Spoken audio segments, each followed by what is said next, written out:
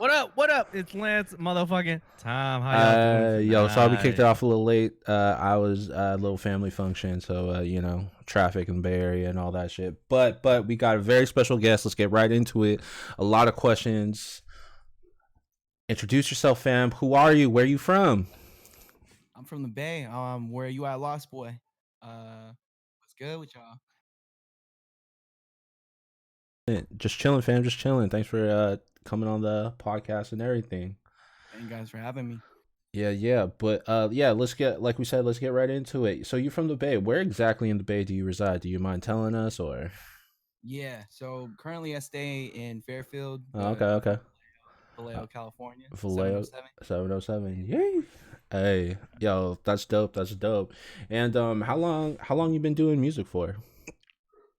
So I started doing music um since I was 17 years now. Okay. Yeah. 17 years. I started playing guitar, and that was like my main instrument I played and learned how to do. Okay. Got you, my man. Got you. How did you get into music? Like, what did you do you remember that part in your life? Yeah, I mean, man, I'm thinking of 17 years is a long ass time ago, but um, yeah, no, I remember like just being hella into music because of my dad, my pops. Like he Mm-hmm. would play everything. It wouldn't even be like just a specific type of music. Like he'll play a lot of oldies, rock type of music, rock Mm-hmm. band type shit. And then we're all from the Bay, so we're fucking listening to fucking Return of the Mac on the radio in '90s and Oh, shit. okay. Grew up in the Yeah. '90s and I got R&B. you. Yes, sir. Yeah, so a lot of the music I started doing and like learning how to play was a lot of rock, metal, like punk shit. Okay. And Cool. yeah, it started there. That actually makes a lot of sense when you said that because your sound is it's all it's crazy. You know, it's a new sound from the Bay Area that I rarely ever hear. You know what I'm saying? Yeah, That's dope. man. That's dope. I'm trying to push off the little Tame Impala vibe, like Mm. California beach type shit going on. You know what I mean? Bruh, yo, I was about to say because I I don't like putting labels on people and everything, right? But I always like to make comparisons. Kind of like, yo, like I listen to this song and like his voice or his flow, whatever, kind of sounds like this, or when he plays an instrument, kind of reminds me of like this person. But with like you coming out from the Bay, I cannot like you are your own unique sound, dog. Like That's I true. couldn't That's think true. I couldn't think of anyone from the Bay that like sound like you, right? So Mhm. then I was like kind of like thinking of like other big artists and everything. And like there's this one producer slash DJ, he's like an EDM artist. He goes by the name San Holo. Yes. Yeah. Yeah. Yeah. Yeah. And then Fucking tough. I was listening to your I was listening to one of your songs and I was just listening to like a guitar solo, right? And then I was just like, yo, it's kind of like dreamy, like kind of dreamy like that. But then like you come in with like the guitar solo and everything, and like you ripping it, you killing it, and then it's just like fast energy and everything, but it's still kind of like that dreamy vibe and everything, right? I was just like, yo, damn, like dog, this is it. Like this is what I'm talking about when I say that like people need to kind of discover themselves, discover their own sound, and then not kind of just do what's popular. You got to like really dive into the art form. I feel it. I mean, like 1,000%. This sound honestly it's always been like this, like self discovery. I think I said 17 years, right? And Lance knows, like I've been doing music for a long ass time, and I've Oh used yeah. different monikers. Way even before he met me, I was doing a whole different side of the world of fucking music, and I think that like originally, like I said, because we're from California, it's like we got the beach, we got the waters next to us, the sunny weather, and it's always fucking nice and warm. And that's that kind of thing where it was like, when I was coming up, am I gonna do rock stuff? Like people don't fuck with rock, and I was kind of rolling with the times, and it turned into me just being like, why don't I just make the shit that I want to make, but make it 10 times better because I did. There's a time where I was in a rapping phase. I was I was I spitting remember that. bars, bro. I remember Okay. that. I remember that, man. I I was remember that. spitting bars, bro. I did a lot of production for I had a rapper under me as well, and I So really wait, wanted to. was it Suede? Was it Yeah, that guy? Sway. I Yeah. remember that. I remember that guy. I Oh, remember oh, those music videos. I remember those. Yeah, bro. I So remember those. it's a long, long time of production and learning my skill and like what I actually liked, and then actually knowing like, and from the Bay, and Matt actually, my cousin Matt, shout out Matt Matias.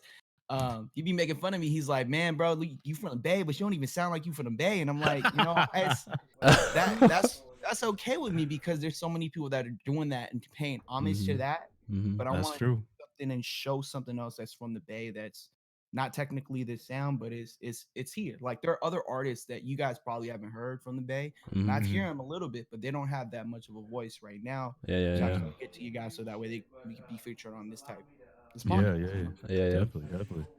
Um, Hell yeah, so like kind of going into it, like yeah.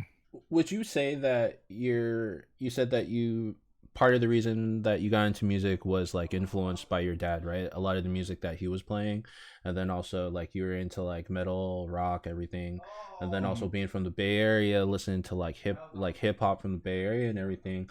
How would you say like you kind of like how can I say this? Like maybe discovered your sound, or how did you evolve as an artist from where you began and to like where you are now? Because if you think of like a singer or a rapper, their distinct sound is their voice, right? And kind of Mhm. like how their cadence is and everything. With a musician, it's maybe a unique way like how they play their instruments, right? With a Mhm. producer, you know, it's also super difficult for them. Like, you I think it's very hard for a person who produces their own songs and everything to find their own sound. How did you go about finding your voice, your sound through all of this, through I guess your whole evolution and everything? Yeah. From the top, like from the jump, I said it was my pops, but a lot of it was my twin brother. I have a twin brother that sings and stuff too. Oh, okay. Crazy music. He goes by Boy Noble and he's working on his own sound and stuff, and I produce a lot for him. I'll show you guys later. But a lot of it was when I was growing up, my sister and my brother would always sing in the car. They'd sing the fuck Whitney Houston, they'll sing the Mariah Carey, they'll sing, sing, Mm. sing, sing, sing. Be in the car Mhm. like, shut the fuck up, bro. I'm trying to just, vibe in the van, like minivan, mom minivan, just trying to go to the pool. Like, and they'll always sing and stuff. And in the Filipino community, that there's a magic mice Oh or yes, magic sir. Oh mice, yeah. Oh Oh yeah. mic. yeah. So everybody's singing Backstreet Boys, in sync, whatever the fuck it is, right?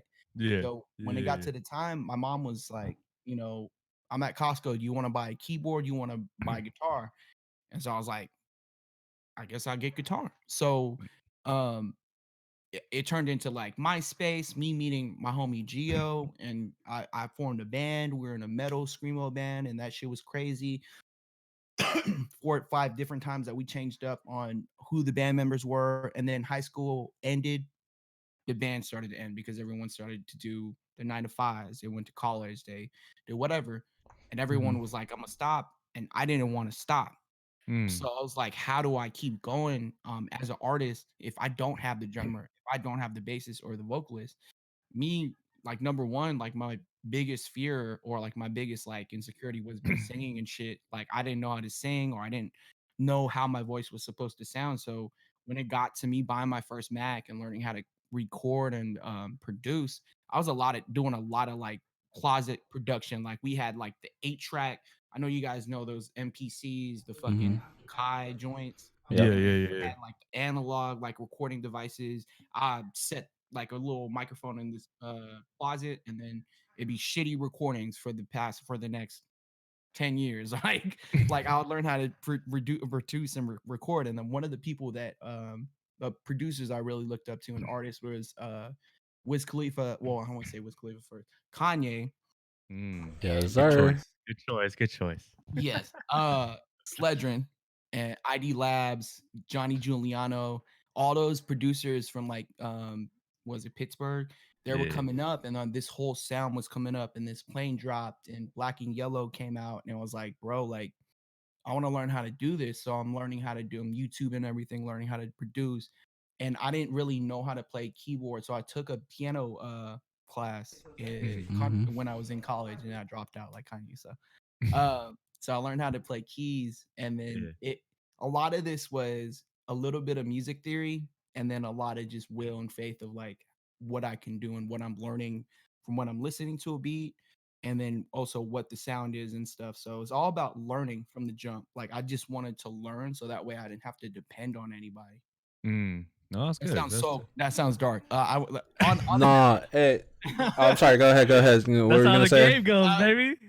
well, it got to that point because it was like, okay, so I got to do everything myself. And I mean, I didn't have to know, I didn't have to fear like, okay, I'm gonna do this song or I'm gonna go do this show without having being like someone being like, oh, I can't do this no more. Like it's all on me. Mhm. Yeah. I No, got you. I I, got you. I feel that because one of the homies that we had on here, he's a producer, goes by the name Jolly Beats. How he got into production and being a producer was because originally he was a rapper, and he said he hated waiting for producers to get back at him for a beat, so he learned how to do it himself. And then he said after he learned how to start producing and everything, he was like, I'm never went back. And it was just like, I ain't gotta wait for anyone, don't gotta depend on anyone, right? It's just if I'm really about it, I'm about it. And if it doesn't work out, the only person I can blame is myself, and like, yo, dude, that's what's up. That's honestly the way to go, doing everything yourself. And you said your mom gave you a choice for being a keyboard or a guitar. You said, right? Yeah. Would you say your life will be different if you picked that keyboard first instead of the guitar, or you think it Oh would yeah, probably be the yeah. same? Or if I you mean, because said that's something. that's pretty life changing. I mean, 'cause it's two different instruments, of course. So I mean, Oh you yeah. could go to two different roads. You know what I'm saying? I mean, you could have started using the keyboard first, and then doing this, doing that, and then somehow, some Yeah. way, you never learned anything else. I think I don't think I would ever change make that decision. But I mean, if I did choose the piano, I don't think I'd be that much into music. Cause Mm, and I know you you guys should. were in high school and shit. People would start to bring their little ukuleles and shit. And Yeah, yeah, yeah. This is that was me first, bro. I'm like, hey. I brought the joint to school. It was like, okay, I got a guitar. So it was like, okay, let me get at girls now because they know I'm doing music and shit. And Yeah, let me yeah, tell you, yeah. on What? the other end, being an artist, this shit, it doesn't change shit. They don't Hey. care if you play guitar or not. Hey, yo, that was a fucking era. Y'all remember that shit in like the early YouTube days? All right, y'all. So this is. So today I'll be performing "Lemonade" by Jeremy Passion, but the Oh my AJ god. Raphael cover on a ukulele. Gabe Bondoc, let's give it. Oh man, shout out Gabe Bondoc, bro. Gabe Bondoc is my favorite artist that I've discovered from YouTube. Shout out Gabe Bondoc, love you, fam. Yes, Oh sir. my He god. he he rips on guitar. And that was one of the things too. Was like, so I'd see people play guitar, right? And I Mhm. would learn from all these cats from high school, and they'll be in my band, or they'll just teach me some shit. And it was just cool to play with other people. And it was like, again, that learning process of how else can I take my skill to the next level and do my thing and do my songs. And all these songs just came out pretty shitty. But we here now. Hey, we good. You progressing every time I see you. You're always progressing, always learning a new instrument, bro. But let's Oh go with yeah. this question, my man. I always wondered this. Like, you went by Mirrors when I met you, Yes, like sir. long, long time ago. So you go up to where you're at, Lost Boy. Like, how? Why did you change that from then to that? Was it like a life changing experience? Or you had an epiphany? Like, how did you come up where you at, Lost Boy? I think like monikers and titles and like names are Mhm. super important, right? And I Yeah, feel yeah, yeah. like I took it so serious to a point where it was like, all right, mirrors, like that shit sounds cool because every time you hear my music, it's a reflection of me, and everybody will listen to it. Oh, That's yo, it's a that's a reflection. bar. That's a That's my hip hop. fucking bar. That's my fire bars, bro. Like, I Hey, wrote some. give this man a Grammy right now for that, fam. Give this man a fucking Grammy for that shit, bro. Kyle's hyped. Kyle's Hey, hyped. no, hey, cause when, hey, Yo. no, on some I never real seen Kyle shit, like this. on some real like, no, cause what he said right there, that's some real shit. Because as an artist, you put all your emotions and feelings into your music. Your music is you. It's a reflection of your soul. It's a reflection of however you were feeling or what, and all of that at that period, at that time period when you wrote whatever, you produce it or whatever, right? It's always going to be a reflection of your soul. And that's a fucking bar, fam. Bow. Drop But mic. the reason why he came to Lost Boy, again, shout out Matt Matias, he gave me that name Lost Boy because there's a time in like from 20s to like now, like I Yeah. would always get lost at the festival or show, or I'll be like lost, like He'll always be calling me like, "Hey, where you at?" Like lost. And Oh like, shit. boy, my Yo. I don't know if you guys know in the Filipino community, there's always a Everyone name. got an Uncle Boy. There you go. My dad was Uncle Boy. Oh my god. Hey. Boom. Dude, this is Interpretation, crazy. playing words, textures, nuance, bro. I'm a motherfucking I spit bars, bro. You know what I mean? But yeah, no, Bro, I love I this. changed it to that just because like I felt like it's also that thing of like, discovery and like learning stuff and not being caught in the moment. Like we should be lost. Like everybody should be able to go out and do some different shit and discover new shit. That's when you get lost. Yeah, Hey, yeah, I got you. I agree with you, and I feel with you. I feel with you that, especially the getting lost at a music festival and everything, because some of the best music that you discover is when you like at a music festival, like whatever it is, Coachella, Rolling Loud, EDC, whatever. When Hard summer. you, yeah, Hard Summer. When you leave whatever stage you're at, and then there's like a time period between like the next person you want to see, so you're kind of like, yeah, I'm just gonna walk around, whatever. You go to like a smaller stage, or you go to a stage that you normally wouldn't go to, and like the person there, you don't know who they are, but you're just like, you go there and like you vibing like right away. You're like, yo, this is my shit. Like I don't even know what this is, but Oh yo, yeah. like I fuck with this. Yes, yes. And then you end up missing like the original act you want to see because you were having such a good time. And like that's the beauty of music, because regardless of like that was what you were into, what you were looking for, like that shit touched your soul, you know what I'm saying? Oh yeah. I want to say like, and we got lost because I was trying to. I think it was Coachella 2 years ago. So I Mhm. was there with the fam and like we were like mazed through this Snake Hips set. That shit was Oh, Snake best set shit. Hips ever. is so good. Yeah, so good. So we went there after the set. We were walking around trying to figure out who's next because we all like were faded and shit, and we're like kind of tired faded, trying to get more faded. But me and my other cousin, we ended up finding Black's the end of Black's set, and I knew who Black was already, and like finding his music and his set, bro. Like artists that do things like with live music. This comes back to me too. I'll tie it back. Any artist that does like live sets, like SZA set Black, any of the Tiny Oh, Desk Oh, performances, shit. oh Yeah. it yes, has yes. this energy that adds to the music. Like, yeah, production. Shout out to all the producers straight up, but the live Yeah. musicians that adapt it to the live sets, fucking crazy, bro. Oh, And that's yeah. what I kind of want to implement in my music too. I Yo, got you, I got you. facts. One of the best, sorry, just going off topic a little bit, but one of the best sets I've ever seen in my life was when I got to see Odessa at the Greek Theater over here in Berkeley. Bruh, they brought out a fucking drum line and I was losing my shit. I was like, who does that? Who brings out a drum line to like a air quotes like EDM show, right? Like who does that? And I was Mhm. like, yo, they were fucking ripping it. And then there was like this solo person on like an electric like violin or something, right? And I was just like, this is the craziest shit ever. Like this is just music, like fuck genres, fuck all like the bubble that everyone tries to put shit in, all the categories and everything. This is just Mhm. art happening right in front of us, and y'all need to be able to appreciate that. Sorry, I just gotta get that out. No, I mean, bro, Agree. 1,000%. I don't know, Linus, I don't know if you're still here, but there are like a lot of the selection shows that were in San Francisco, Oakland, Berkeley, all those areas, Oh right? Yeah, yes. yeah. So a Oh, lot of okay.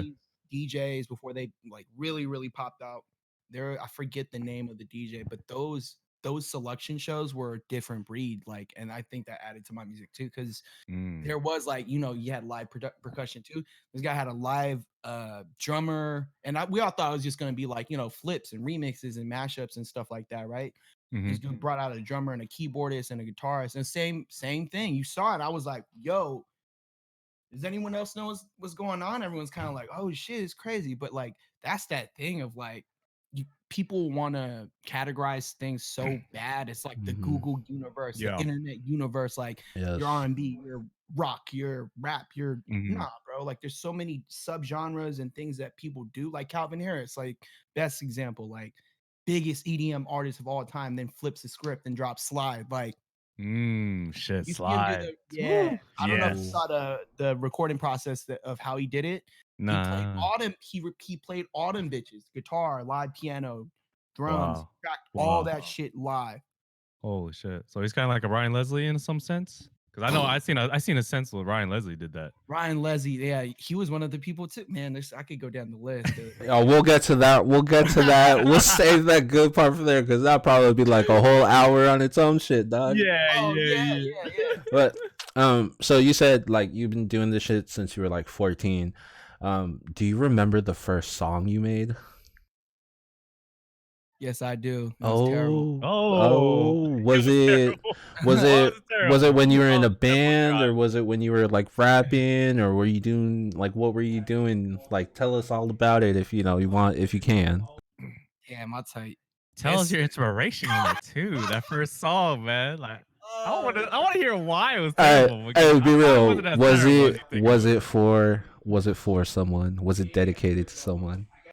I wanna say, I'll give you a song that was in the beginning. I won't give you my very first song because that shit was yeah. But there's a song called "You, Me, and the Stars." It was me and my one of my best friends. We wrote it together, and Okay. it's one of the songs that I'm actually really proud of putting together. Like it was a structural song. There was an intro, verse, chorus, and bridge and all that stuff, and it had the elements of like a song. That shit was written about my girlfriend at the time, which was dope because like high school Hey, love, High school love, why yeah. not? Why school Hey, love? That's the most inspirational shit you can get. High school love. yeah. facts, facts.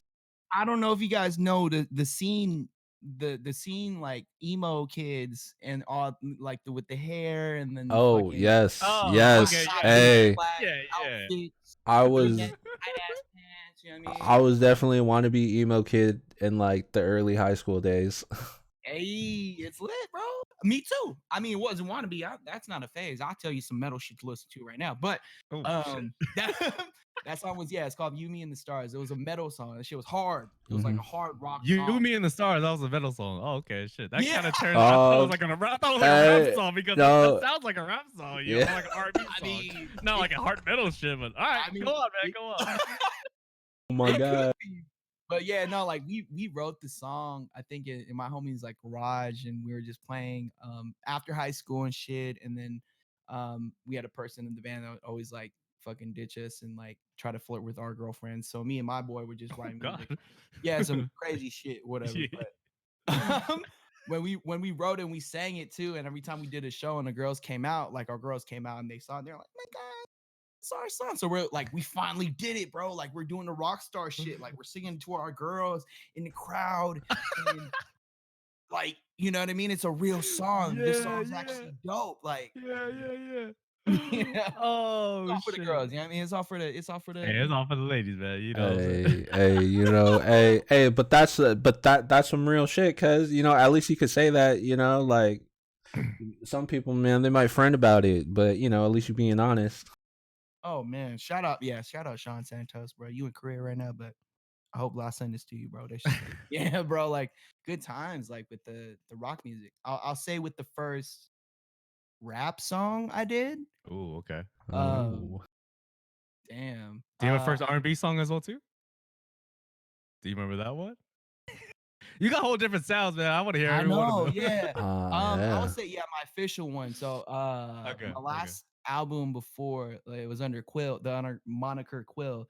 I did the Mhm. R&B joint, but I did the rap joint, and it was when I'm still going through this on and off again relationship with this female, and I was like so fed up. So I was in my 8 Mile, bro. I was just like, you Oh, know what? oh, Go to get all one right. shot, baby. Okay. So my beautiful dark twisted fantasy just came out. Woo! Rocked Dope. my fucking world and changed my perspective on production and everything. And shit was crazy. Yes, yes. And so the thing I loved about what Kanye did in the album was 808s was all just auto tune. My beautiful dark twisted fantasy was variety. So like you had all these things, and you also had him do the auto tune shit too at the same time. Mhm. Mhm. So I rapped and I did the auto tune singing in the chorus, and I was like, bro, like I'm so heartbroken. Like I could try to convey this in the same sound and same set. This is when everybody was into Givenchy and fucking like Yeah, yeah, yeah. slip on dress shoes with no socks and a fucking dressed up at the club and shit. And I was feeling like yeah. Kanye in the club. Like I just dropped my song, like, my fake gold chain and stuff. And that was when I was with that rapper. He did that song with me actually too. Shout out Sway. Sway, there you go. Yeah, Okay. yeah. So Kyle doesn't like My Beautiful Dark Twisted Fantasy. what? Oh, we can touch on that real quick. Hold up. Hold up. Hold up. Lance is a fucking liar. That's a fucking liar. Lance. Kyle said, hold on, let me talk so I can explain to him. Kyle said that it was just basically everybody rapping better over than Kanye West and on the album. That's why it was like a subpar album. That's why it was said. That's what you said, Kyle. That's what you said. First of all, you got that shit twisted. If you got the receipts, we can go back. It's on the fucking YouTube page. So first off, bro, we can go back. Fuck you. No. He does this to me with I have to get him back. Look everyone loved 808 Heartbreaks except me, because I wasn't a huge fan of the auto-tune. I felt that people were using auto-tune instead of using it as a tool, they were using it as a crutch. And that shit bothered the fuck out of me. And I just wasn't a big fan of 808 Heartbreaks. And then Kanye was going through some shit, and like I just wasn't a fan of this new Kanye. Like I just couldn't support it, right? And then when I saw a released track list for My Beautiful Dark Twisted Fantasy, I looked and I was like, damn, you got Kid Cudi on there, like Raekwon, Jay-Z, Rick Ross, when Rick Ross was at the height of his career. You got a Nicki that's emerging. You had Pusha T, you had Sahi the Prince. Who else? Like John Legend on there, right? I was just like, damn, all these artists are going way harder than Kanye West right now. And that's my piece. Okay, can I please tell me. Yes, you're rubbing your hands for a reason. Ahead. Please tell me where you at, LOSTBOY. Why do we love Kanye? Like, let's say from College Dropout to Late Registration. Why do we love that Kanye? Why do you love that Kanye? Soul.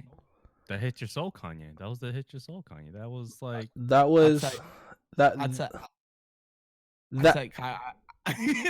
go ahead, answer. Kyle, go ahead. That was the soul Kanye. That was A Tribe Called Quest, but not really like that. That was like it's hard to put into words how I feel about early Kanye, because that is like on its own pedestal, you know? But that early Kanye just hit the soul. Like that's all I could say.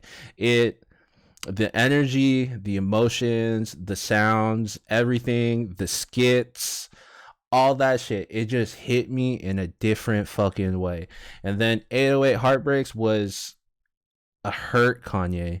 It was a wounded Kanye. It was energy that I didn't understand because I never went through that shit before. I couldn't fuck with because I couldn't understand what he was like trying to say. I couldn't match that energy. It just wasn't me. And then this came out, and then I was already kind of like, I don't know about Kanye because he's so fucking wild. But at the same time, that's what I loved about Kanye. So okay, and I agree on the why he's wild and shit. But I feel like the biggest thing about Kanye was he is an artist, but he is a big collaborator in his music. He put these things together, and I don't think it's the energy. I feel like it was always about being hungry. Like that was the main theme for me. Like he sounded so fucking hungry. Late Registration and College Dropout.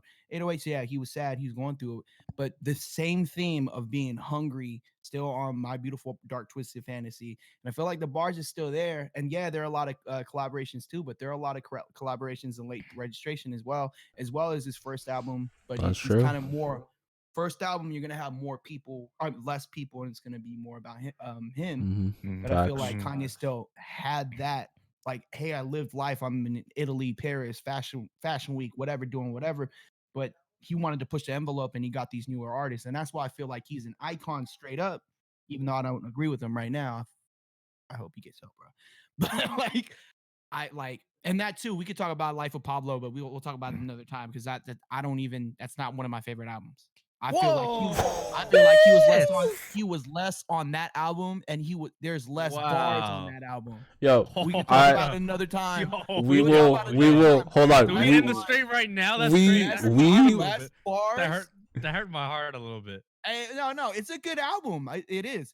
Less bars from him. I think what Kyle feels about My Beautiful Dark Twisted Fantasy, there's more features on there, a lot more production and things and quirks that were more interesting of like the lead up to this album. Like, oh, I'm gonna have a fashion show. I'm gonna drop this. Oh, wait, I'm gonna drop it. Oh, they don't fuck with wolves. I'm gonna change it. He shouldn't have changed it because I got used to the other one. Now we got this other version. There's so much hype and talk about this because he's done shit no one ever did with a live streaming album on that album. So it's iconic nonetheless. But what Kyle feels about that, My Beautiful Dark Twisted Fantasy, that's why I think about the Life of Pablo.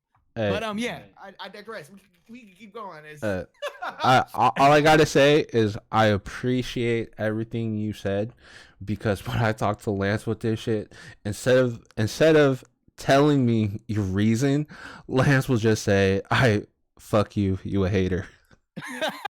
All the time. Kanye West is the greatest person in the fucking world. See, I can't even start with this guy. Number one stand right here. Well, it kind of hurt that you said Life of Pablo was like a subpar. That kind of hurt. That honestly, that album like aged well for me. You know, I still play that to that day. There was a lot of mishaps. There were a lot of changes, of course. Like you said, my Father Stretched My Hands was changed. Wolves was changed a little bit. I understand that part. Like the whole build up and then Madison Square Garden, that Madison Square Garden play was amazing. You know, and I feel like that was like the best. It was the messiest, of course, the messiest drop, but it was also the best album that he did in a long time, in my eyes. All right. But let's get back on track a little bit. We went on a little Kanye rant. Well, a little Kanye rant, but we'll get back on this. All right, fam. But let me ask you this: so you know how to play a lot of different instruments. Do you think it's really important to know, like, okay, producer? This is like a producing question. Do you think it's really important to know the instruments that you use on your songs? Like, do you think it's really important to know how to like play them and everything when you use them in your music? Going back to Kanye. I don't even know what instruments he plays. It's a fucking mystery, but I don't think it is important. There's so many different artists and producers that we know that we don't know what they do behind the scenes. Like Timbaland could honestly, we don't even know if I don't know if he knows music theory like that. He knows the pockets though. He knows the drum cadences and grooves. Like everyone has their je ne sais quoi, like, so to speak. Like they can't explain it, but they're doing it, and there's a lot of that magic that happens. It's kind of like not idiot savant, but more like it's that gift, that talent of like, even though this person don't know how to play a guitar, like they could probably chop that bitch up, flip that thing like Dilla does, or like how fucking Swiss Beast does, and it sounds completely different. That's something that I probably could never do playing a raw guitar. You know what I mean? So shout out to all the producers, by the way, too. Like anybody that's coming up, don't have anybody tell you your beats are whack because you use loops. Your beats are whack because you didn't get the drums here. Your beats are whack because your 808s aren't tuned. Like it has to be tuned. There are rules to production. There are real rules, but those rules are there to be learned, and then you can break them really hard, because that's how we get new music. Like, what was it? I watched a little video on Billie Eilish's that annoying song. I don't know what it's called, but they were talking about like she wanted to convey how it would be under the influence of a Xanax or some shit. And she like did something with the producer did something with the 808 that I've never heard before. And like that's some shit that he was like, what do you want this to sound like? She said, oh, I want it to sound like this. And like she probably sat there and was like, that wasn't it. This wasn't it. That wasn't it. Now you got it, right? And this is a person that has no idea about music. There's no idea about how music theory is supposed to be, what the tuning of an instrument is supposed to be. They could just command that shit. Mhm. And that's magic, I think, with production and stuff. I think it's dope that producers know like how to play instruments. Like I said, Calvin Harris, like straight up, I thought he was just EDM producers. You have this idea of them being like, okay, they got the boom bap in the background, they got the drum snare, they got the trancy fucking synths, and then it's just a loop over and over for fucking 7 minutes and a half, and then people are fucking drugged down and shit. But nah, there are producers out there that know how to design sound. There's real shit, and they probably don't even know how to play keyboard. They're just clicking shit on a fucking keyboard. I've Mm. seen you seen Kenny Beats, any of his podcasts? Oh, dude, Kenny Beats live stream when Yeah. he makes beats live, dude. Like, Yeah. bruh, that shit is an experience. He doesn't even, he has like a small MIDI. This is a MIDI keyboard, control sounds and stuff. He doesn't Mhm. even do that. He just touches laptop, boom, boom, boom, boom, boom. The beat's done. He'll probably pick up a guitar sometimes, and that wows me because it's like, okay, guitar is coming out. But he'll do a beat. People could do this shit on a laptop, and it will Mhm. sound like this shit took 20 months, and like there are 500 different other sounds that had to be multi-layered, and people could do it snap of a finger because Yeah. they're True. gifted that way. Yeah. It, Yeah. Yeah. it's crazy that you say this, and like you mentioned Timbaland. Me and Lance did a little like tribute to Timbaland like 2 weeks ago, and I was watching an interview where he was talking about making his first beat, and With it his mouth. was he was just kicking with a homie, and then his homie was like gonna freestyle, and then he was like, "Hey, yo, try to make a beat," and then like he beatboxed it, right? And then later he asked his mom if she could get him like a little Casio keyboard. And then how he got into it was that he was able to record himself in 1 second segments of him beatboxing and reprogramming the keyboard. So whenever he pressed a key, it was the sound of his voice, right? And he doesn't know music theory or anything. But look at him, one of the probably greatest like producers ever to Mhm. like Wild ass grace our story. ears, Yes. right? You know, and it was just like you saying that, dude, like, bro, like just Respect. like straight up. I And he got think that keyboard back when it was on his birthday too. His wife gave him back his first keyboard as well too, which was quite fucking amazing. those are those inspiring moments, I feel like, right? Like we always have this mindset of like we watch it on TV or we watch it on social media, and it's like some people think that it's so far fetched for them to do, but people forget like you don't stop learning after you get out of high school. You don't stop learning when you are out of school. Like you're learning every day. I feel like at my age right now, like I'm still learning shit about music that I didn't even know, and it really just helps. But I think it's that want and that drive that people are lacking right now. And like I said, Mhm. even with the Bay, like there's so much talent here in the Bay Area, and there's this oversight, it's like hindsight view of like you got to get out of the Bay so you can make it, or if you don't do this, then you're not going to make it. If you don't sound like this or you don't know this, you're just not going to make it. And everyone's doing it, and they make it look so fucking easy, bro.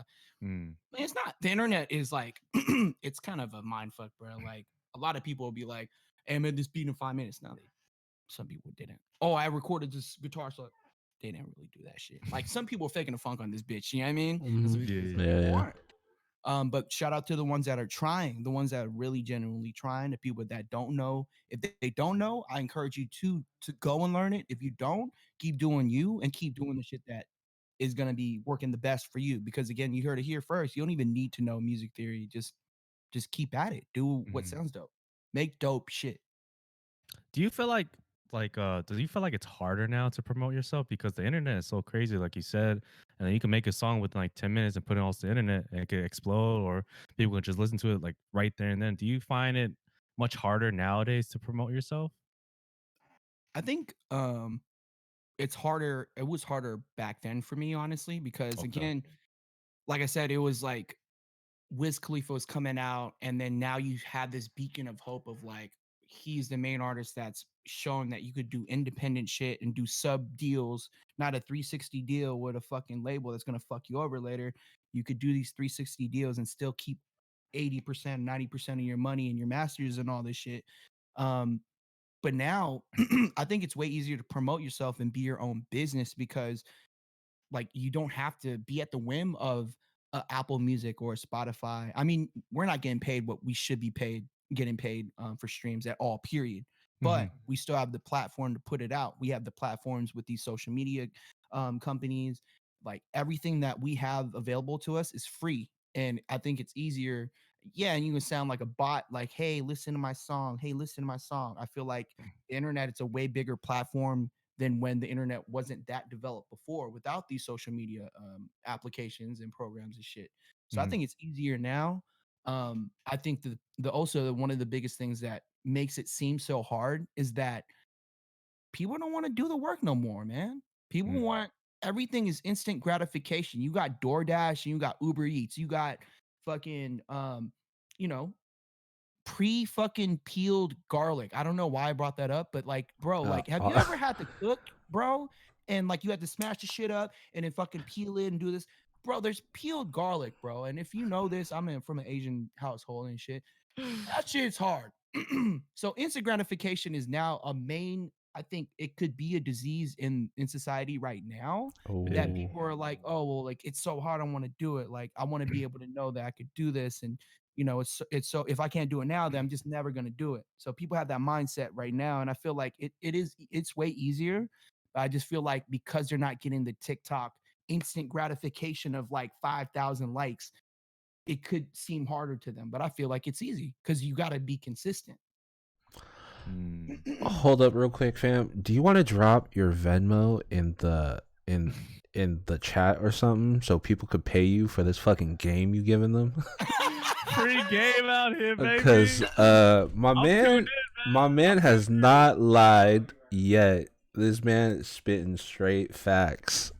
You had to pay for this information, brother. But man, No, I mean, so these were pickups too, and like a shout out again to the artists that are speaking up about it now. Like T Pain is now regularly speaking about record labels, what it's like to have a deal, what it's like to not really have money and have an advance. Like if we talk about rap game shit, you get signed, you don't get they don't give you money. They give you an advance that you have to pay back to pay for the album.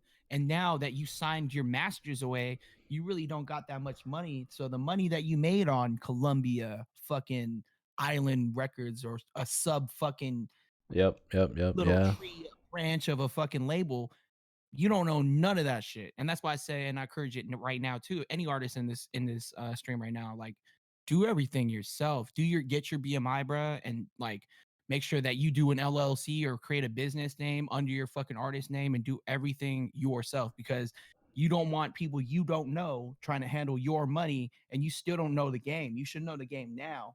And then mm. you can make your big deals before or after that. You see Kanye going crazy and shit. That's the biggest reason. Hey, I'm gonna come talk about Kanye. straight. Hey, but straight facts though, because Yeah, it is. y'all remember that female rapper from the Bay, Krayshawn? Oh yeah. She had that Yeah. Gucci Gucci song. Gucci Mhm. Gucci song. Yeah, So yeah, yeah. she got that record label with, I believe it was Sony Music, and they pretty much gave her the advance on her contract, right? So she Mhm. signed like the $1 million contract, right? Mhm. She had to pay all that shit back, like you said. And when her albums released, they didn't sell shit. So at the end of everything, I remember she tweeted out, she was like, "Man, y'all think this music game, like you make hella money, this and that."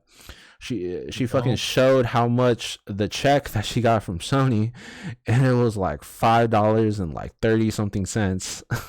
And Oh, I was like, damn, bruh, like that's some shit. But nah, everything you said is real. And you know, like some crazy shit, like one of the biggest superstars in the fucking world, everyone probably knows his name, Jay-Z. He doesn't Oh own. man, I never heard of him. Oh shit, well he's this I mean, cat friend. I'm a businessman. He doesn't Handle my own. business. Damn. He doesn't own the masters to his very first album, Reasonable Doubt. Yeah, it's fucking Dame. But Yeah, I it. digress on. But you know, yeah. I mean, the Dame's okay. I'm not gonna say anything about Dame because that might be it for us. But you know, Shout out, shout out Dame for shout out Dame actually. Dash, you know, for being the man he is. Shout God, out Dame for still doing his thing. I like share it's crazy. That's funny. That's drop us some knowledge out here, my man. But check this out. I want to know this question as well, Timo, man. How many that. instruments do you play, bro? Like I see you play the guitar, the Oh yeah. piano. I see you on Twitch with the DJ controller now. You're beat maker.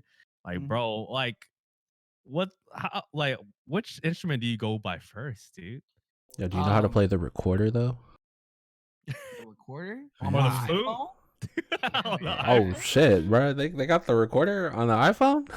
I think Yeah, so. bro. You can record any voice memos and shit. You can record anything you want. You fucking with me right now because I'm talking about like that shit they made you learn how to play in elementary school. Oh no, not I don't know what. Wait, what's that? The recorder shit, the one that looked like a flute. Oh no, I was talking about a voice memo, Oh, like the dog, little dog, flute dog. thing. Yeah. I'm fucking with you. I'm fucking with you. I'm sorry. Bro, if they gave that to me, I'll figure some shit out. You know what I mean? But yeah, no, my first and foremost, like love. My first love is guitar for sure. Is my guitar. But yeah, I know how to play guitar, bass guitar, keys. I know how to play drums. I'm kind of rusty though because I don't have a drum set no more. But a lot of Mhm. this, I learned drums from my best friend Manny. Shout out Manny. He taught me how to do like metal drums and stuff, and like learning how to do these instruments, like and then like learning how to chop beats and stuff and chop loops and samples and everything. Those things they all come with time, but when I learned how to play drums, I feel like that was one of the biggest things I think that helped me become a producer is the separation of sound. So when you Mm. listen to a song, and I'm sure you guys could do this and you don't even realize it, you guys could really focus in. It was like a human trait or sense or whatever. You could really isolate the voice in a song and just listen to Mary J's just talking about no more drama, and you could just hear her just that. Or if you say, "Hey, I want to know and pinpoint the snare drum," you could do that in any song. I felt like this skill was strengthened, I think, when I learned how to play drums, because drums is a multi multi thing to do. Like you gotta keep time with the hi-hat, you gotta do a snare, and then you gotta do the kick. So when you're doing drums, like you have to make sure each part goes in the right syncopation, the right um tempo and everything to keep time and everything for it to make it sound good. So I feel like that drums, if you were gonna say like anything that really helped me, I think with music and I love to play is drums. But I Mm. love to play guitar. Guitar is my first love. I got you. What's the hardest instrument you say to learn? Drums. That drums.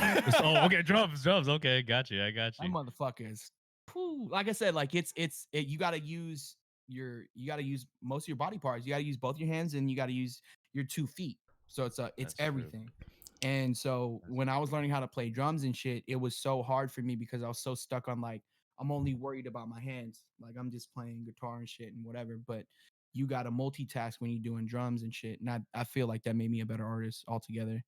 mm, Also with like beats and stuff too. Hey, yo, facts, fam. I hella believe you with the drum shit because shit, playing the drums on Rockman was hard as shit.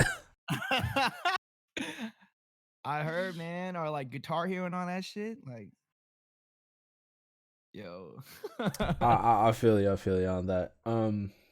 So I we kind of talked about this like earlier, but like, what's your motivation to like keep going in the music industry?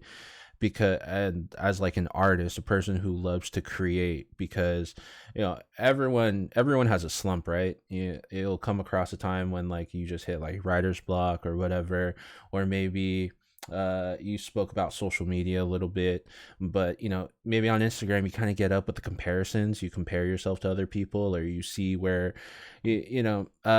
I can't say how you feel, but like maybe like say an individual feels that like I'm just as good as this person, maybe even better, but they're popping off way more than me. How come? Like how do you deal with like those type of things? How do you kind of like navigate through like all this stuff?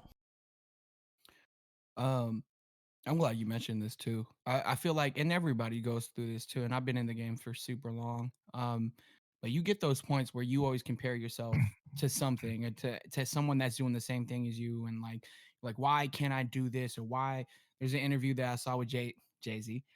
It's this question that Charlemagne asked Jay Z. They're like, Charlemagne was like, "Hey Jay Z, like, do you ever feel a way about like all these New York artists like saying like Jay Z never gave me a chance, Jay Z never really gave me a shot, or like he's not trying to help out his community and shit."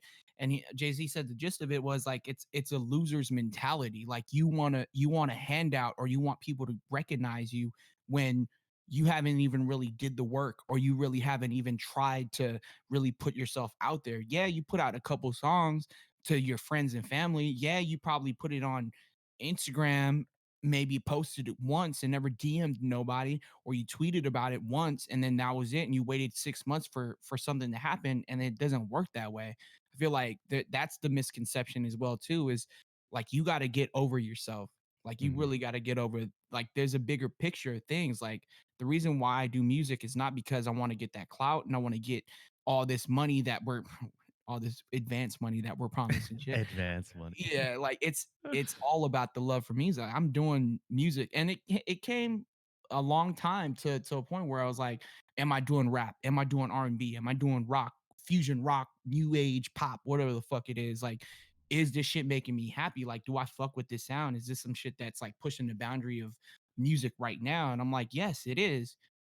Is it like something that's gonna go viral or whatever the fuck? Like, I had to get over that fact because it probably might not do that. It won't do the numbers that I want it to do Mhm. unless I manifest it and do that thing. I'm a big believer in manifestation, right? And I think my career now is like a thousand times better than it was like 10 years ago, because I was in that mode of like nobody wants to listen to my shit. Like I booked a show, but nobody showed up and stuff. And it's like the consistency wasn't there. Mhm. And I didn't put everything was everything that wasn't going right, I was blaming on everybody else but myself. Mm. But I feel Okay. like once they get over that thought of, bro, like it's not that serious. Like, don't be so depressed about it. Like, why are you doing music in the first place? And it sounds cheesy and corny, but like it's because I love this shit. You know what Hell I mean? yeah. Hell yeah, bro. No, Did you facts. was there ever a point in your life that you were like, "Alright, I'm just gonna give up the music, like, for good." Was there ever a point in that? Because I mean, some artists do that. Some artists be like, "You know what? I'm not big enough. I'm not my music's, like, not good in there, and I don't wanna do it no more. This was my first love, but, you know, I could throw it away, like, right away." Like, was there ever a point in life like, "Alright, man, I'm just gonna quit this whole thing?" Um, I think that yeah, there are little spurts. I think there's a time where I would give up music. I mean, I think life got in the way usually, and like I'll put some stuff down, or I wouldn't have made a beat in a long ass time, or I haven't played the guitar in a long time. But it always circled back because again, it was like that was my thing. Like this is all I'm good at. I know I'm Mm. good at. Like not no boasting or anything. I'm Yeah, pretty yeah, yeah. fucking good at it because I love it. And like when you love something, or when you have a hobby and you really really dig that shit, you'll know it. Yeah, Um, yeah. but I feel like the meaning to life and everything, bro, and like why I keep doing this shit is because this is something that relieves me. This is like my stress relief. This is my journal. This is my rocks of energy, so to speak, and shit, and burning sage in this bitch in my house and shit. Like chakras and all that. That's my shit. You know what I mean? And it pushes me. I love listening to new music. I love playing new music. I love listening to other producers do some shit because it's like, wow. And there's a time I think, and I'm starting to follow a lot of producers on Instagram right now. And there's a lot of them that are just like, give me a shot, give me a shot. And Yeah, yeah. I was always against the people that are like, I'm not gonna give you a shot. I'm not even gonna listen. Like I'm literally listening to everything I can. And it Yeah, doesn't yeah, it doesn't matter if it's like good or it's like the best thing ever. Like I learned shit from people that are still learning. I learned shit from other genres and it's fun. Like yeah, that's yeah. why, and that circles back to me genre bouncing and like where I'm at right now. I DJ. I because of quarantine and the pandemic, I learned how to DJ and like Mhm. is always in my fingertips. And my family's deep rooted in that shit right now. Obviously, Lance knows. Shout out Matt again. I keep talking about him. But he taught me how to DJ. I learned how to DJ and I do that shit, and that shit's cool to do. And then in quarantine as well, like I just learned how to do more production skills and like just watch more YouTube videos on how to strengthen those things because it was fun for me. Mhm.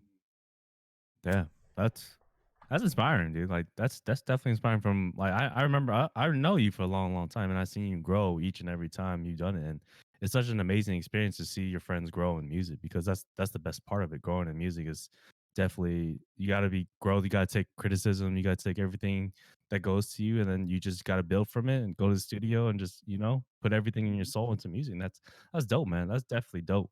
And for the next question, I do want to ask, like, what was your inspiration for the Piece of Eden uh prologue? Like, how did you come up with that sound? Like Oh, that that was a sick was sound. That was a sick so ass sound with the Ye- guitar solo at that the end, was singing, that's like vibe. that's where I was like kind of making like the little like San Holo comparison. It just reminds me a little bit of San Holo because I was like, man, this is I don't even know what this is, but this is it.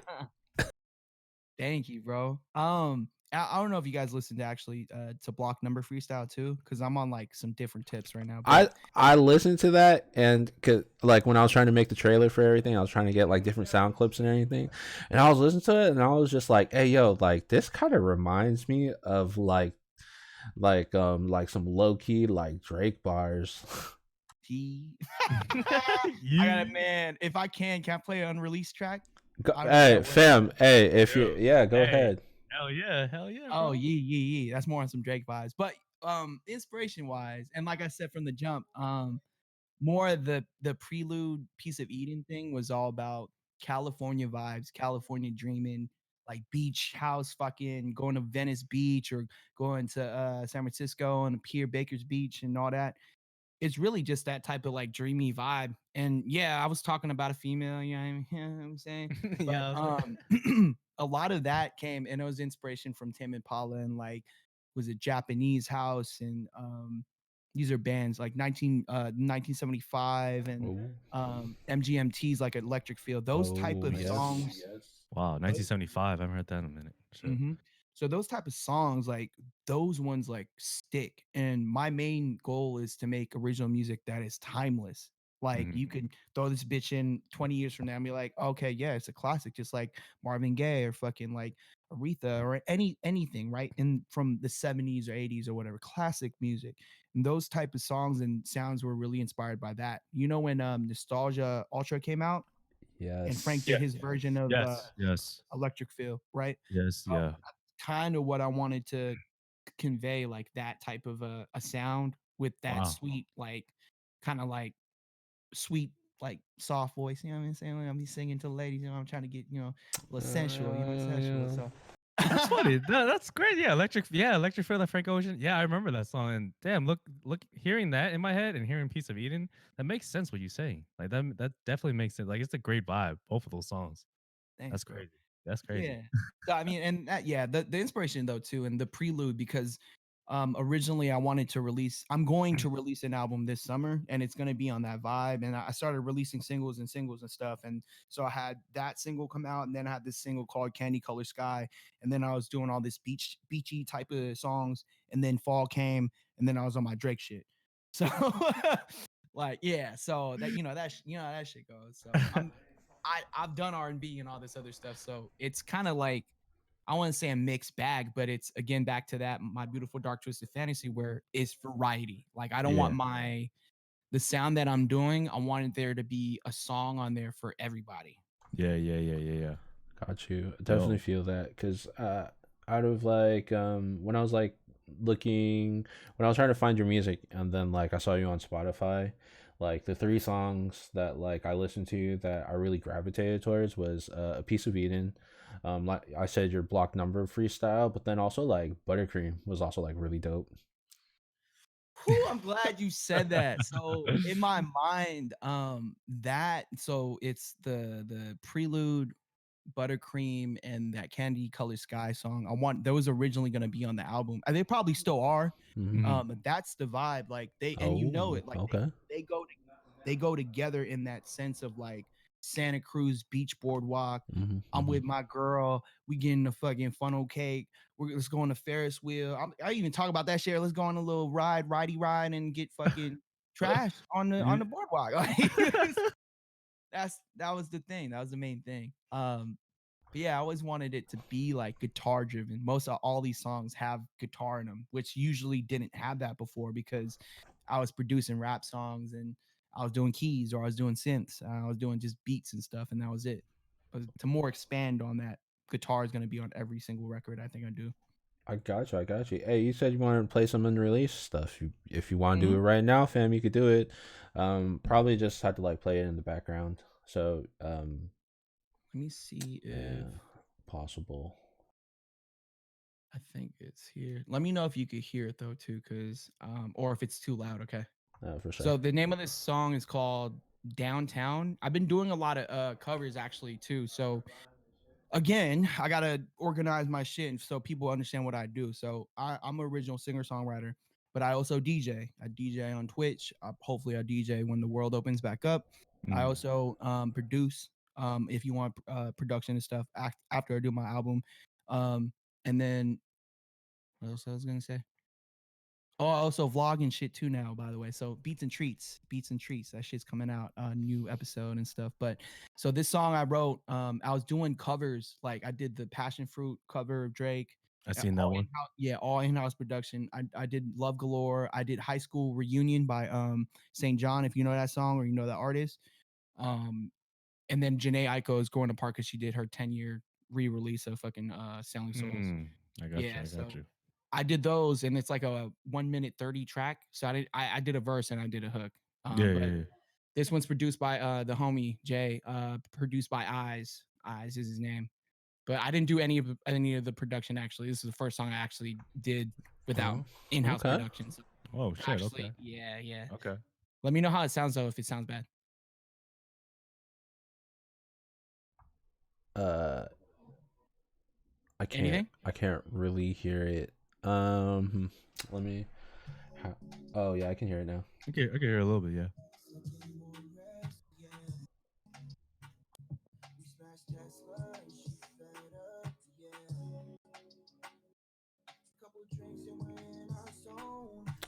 Turn it up a little bit.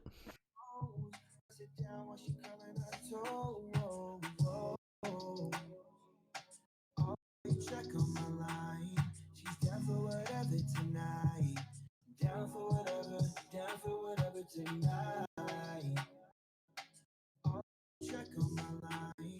She's down for whatever tonight. Down for whatever tonight. Ooh. Even through the ups and downs, No. my I feel like I know the words already, but I tell I'm just like humming it. W- When you gonna release this? Tonight, please. We'll Tomorrow see. night on Friday. I thought I knew the words. I was like, that's how you know it's a dope ass song to me because I thought I was singing Hey. the words. So yeah, so it ends there, and Yo, that's the question though. Is I don't know if I'm gonna add a second verse and then loop it again with the hook and stuff. But I got you. what y'all think? I like it. I like it, dude. Like I literally thought I knew the song, or like I thought I heard it before, but dude, that's amazing, dude. That's dope. I like the vibes to that. I like your whole persona, like the way you describe your vibes to us now. It makes sense. Like all your vibes are making more and more sense each and every time you are explaining our questions. You know what I'm saying? I'm like, damn, it does Yeah. make like the Frank Ocean, Electric Field, because Electric Field was like one of my favorite songs, Nostalgia Ultra. Oh And you yeah. saying you base your songs like your vibes off that, it makes Mhm. sense because I love that song from Frank Ocean. That was just a vibe all summer. I remember that mixtape came out in the summer, so forth. And that's all I played. And Yeah. and for you to bring back that sound again, and nobody else is doing it, that's dope. I like it. I like it a lot for sure. That's that thing. Like Frank was doing, so he did the flips and he had a Coldplay track on there. He had the MGMT, and then he came out with his original album, and it was like you can't tell what he's gonna do next because Blonde came out, or the before that he had the music video shit come out, and then he had Blonde come out, and it was just like, what is he doing? He's Mhm. doing him. Yeah, Dope. He's doing what yeah, he loves. You know what I yeah, mean? yeah, yeah. Definitely, And a lot of that inspiration that comes from him, or like he's one of the people that I look up to a lot for sure. definitely, well, man. Bro, That's dope. I like that. if I didn't know the album and you was just like yeah, this was a song off like Views, I'd believe you 110%. I'm not gonna lie. Like I heard there's this unreleased track that Drake did, and I was like so super inspired. And then my boy he posted the beat on his story, and like I said, I follow a lot of producers and stuff. And I be listening, like I'm like, what's this? So he did it, and I was like, hey bro, just send me the beat. He's like, it's not even done yet. I was like, no, it's cool, just send it. and I ended up pitching. I produced the shit too. So like he sent me this beat. I turned it out again. So it's this musical fusion. Like we work together, like Kanye does, right? Like Yeah, it's yeah. he has 500 other producers. There's an interview I watched with DJ Mustard, and there's an interview him saying I sent Kanye like 100 beats, and I ended up like reworking some of the beats for this for a couple songs, and then he shows me these beats, and he's like, "It sounded nothing like I even fucking never had it." And that's the type of shit that I like because there's no rules in doing that shit. He could send pieces of beats or he could send a whole beat, and that's what inspires me too. Because if Kanye could do that shit, or Swiss or Timbo, and fucking do crazy shit with other people's beats, and then give the credit where it's due. Like I said, shout out Eyes, bro, dope ass producer from Vallejo. Um, that's what I want to do. Like it's synergy. Like everybody got to work together. If you want a product, that's the reason why. And then people talk about, oh, is Kanye considered the best rapper if he has some people write his bars, or is Drake considered right a good rapper because he had Quentin Miller? Like if it's a good song that's playable, that's timeless, who fucking cares? Mhm, Unless he's Yes. mhm. like, I wrote this shit. There is no Quentin Miller. Like Kanye's never said, "Oh, I didn't use Sci High." Like Sci High is all over fucking Those probably the yes. last 4 albums. That's Yeah, why Sci High yeah. is one of my favorite rappers, bro. Like Hell he's yeah. like his own personal music. I wish it was better, but again, there's great pieces in other people that they do, and there are people that are at the helm that could bring this shit together and make gold ass fucking work. You know, Mhm. that's what I want to do. That's inspiring. Yeah. That's dope. Hey, I I like feel that. I feel that. That's some shit that like kind of something similar. Like I guess like what we want to do with the podcast too and everything, right? We want to have this Hmm. platform. We want to be able to bring people together. We want to be able to push new artists, especially from the Bay Area and everything. Give them a shot, do our part, and just show the world that there's great talent here that maybe you just don't know about because however the universe works and everything, right? But we can do our part and help showcase them and show the world like this talent and everything. And like like with music, I always make the comparison with like music and food. There are two things in the world that you can always enjoy with another person doing something. You can always break bread with another person, and you can always listen to music with another person. You might not speak the same language, you might not understand what each other's saying, but you can always convey the emotions Hmm. through your food and through your music and everything, right? And like that's just fucking beautiful. It's It is. a beautiful segue into me putting a plug in for Beats and Treats. So Beats and Treats is Right is all on. music, in-house music I do. All production done by me, and then it's just on some like food shit. I love food. Like who doesn't love food, right? Oh yeah, But definitely. shout out Strictly Dumpling and all the fucking cats that be doing the fucking vlogs. I'm gonna start doing that type of shit too, and I already do got a couple things on YouTube. Um, but yeah, no, like you guys doing podcasts, I feel I encourage you guys are doing the things with the artists for sure. If there's other cats that do like music podcasts, like have them on. Like people are willing to come on and talk with y'all. And I see like Lance and y'all doing the work, and all the artists is probably super happy to be on here and tell their story because a lot of the times on our end, like in the artist end, nobody wants to know about us. They just want to see if our shit sounds good, if it does, if it came across on a popular thing, who whatever. If this has to turn into that popular thing where all these artists get known because of y'all, so be it. And I'm so forever grateful for y'all having me on here. Oh yeah. I mean, Oh, that's thank that's the you, whole man. point of our. That's definitely the whole point about our podcast. We were trying to promote the smallest artists because recognition goes so far. You know what I'm saying? Mm. Recognition is everything. I want to help artists that don't get enough recognition. You know what I'm saying? I don't see some of my friends promote their music. I'm the one doing it and I don't mind it because that's what I like. That's what I like to, that's what I love to do. Give people a chance, give people the recognition they do this because there's a lot of artists. There's a lot of artists that don't get the recognition they deserve, and Mm-hmm. they're excited. They're happy for me to promote this shit, and that's what makes me happy. You know what I'm saying? If I Mm-hmm. can if I can if I can have somebody follow somebody that I promoted, like an artist or something, that's the goal. Even if it's just one person, you know what I'm saying? That's how you change the music industry. You have Mm-hmm. people, your friends follow the artists that you follow, and it's a whole chain of circles, you know, and that's we're trying to help. That's what we're doing. We're trying to help the artists promote this shit, even if we're not as big yet. But I mean, sooner or later, you know, we keep going and going, and that's pretty much the goal, you know. Oh, yeah, yep. There's an artist, I'll tell you after this. It's supposed to be about me, but, yeah, I'll Oh, tell you okay. about this after. Crazy cat. Like, you'll be like, "Hey, man, we gotta interview him, bro, like, he's dope." Like, All y'all right. I think All it'll be right. a cool thing to have, if not after me, but, like, closer, cause not on the same vibe, on some Majid Jordan type shit. Like, I like Oh. that. I like that already. I already Oh. like that Oh, already. okay. I see you, my guy. I yeah. I like that but already. let me ask you this. We kind of talked about it a little bit before, like kind of not really categorizing yourself in like a certain genre or like putting labels on yourself and everything. Mhm. What kind of artist do you see yourself as? You know, like or how can I word that better? I'm not sure how to word that question properly actually. Um because initially it was just kind of like what genre do you play, but the more we talked about it, I was just like I don't want to put labels on anything, but just like what kind of artist, like who do you see yourself as an artist, like what are you? Does Yeah. that make sense? Sorry. Yeah.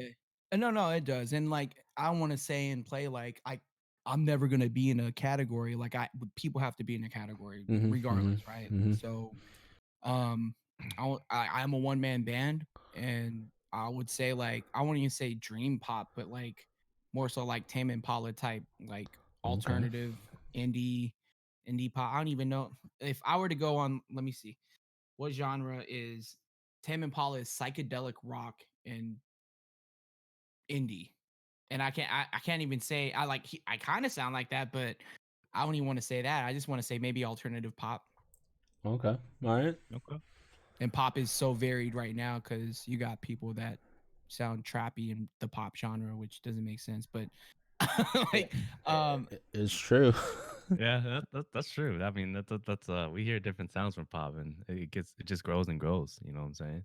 yeah, just throw me in pop. I think I'll be Uh, cool. I mean, but that's kind of go what you were saying earlier. There's so many subgenres to this shit, right? That like, yeah, at I feel that like at your core, right? There's certain the foundation of like your music. There, it falls into like a certain category or genre, but then where you borrow the influences from, how you kind of like start composing and putting everything together. That's where like it's this, but not really this. It's kind of that, but not really that. It's a little bit of this, a little bit of that, you know?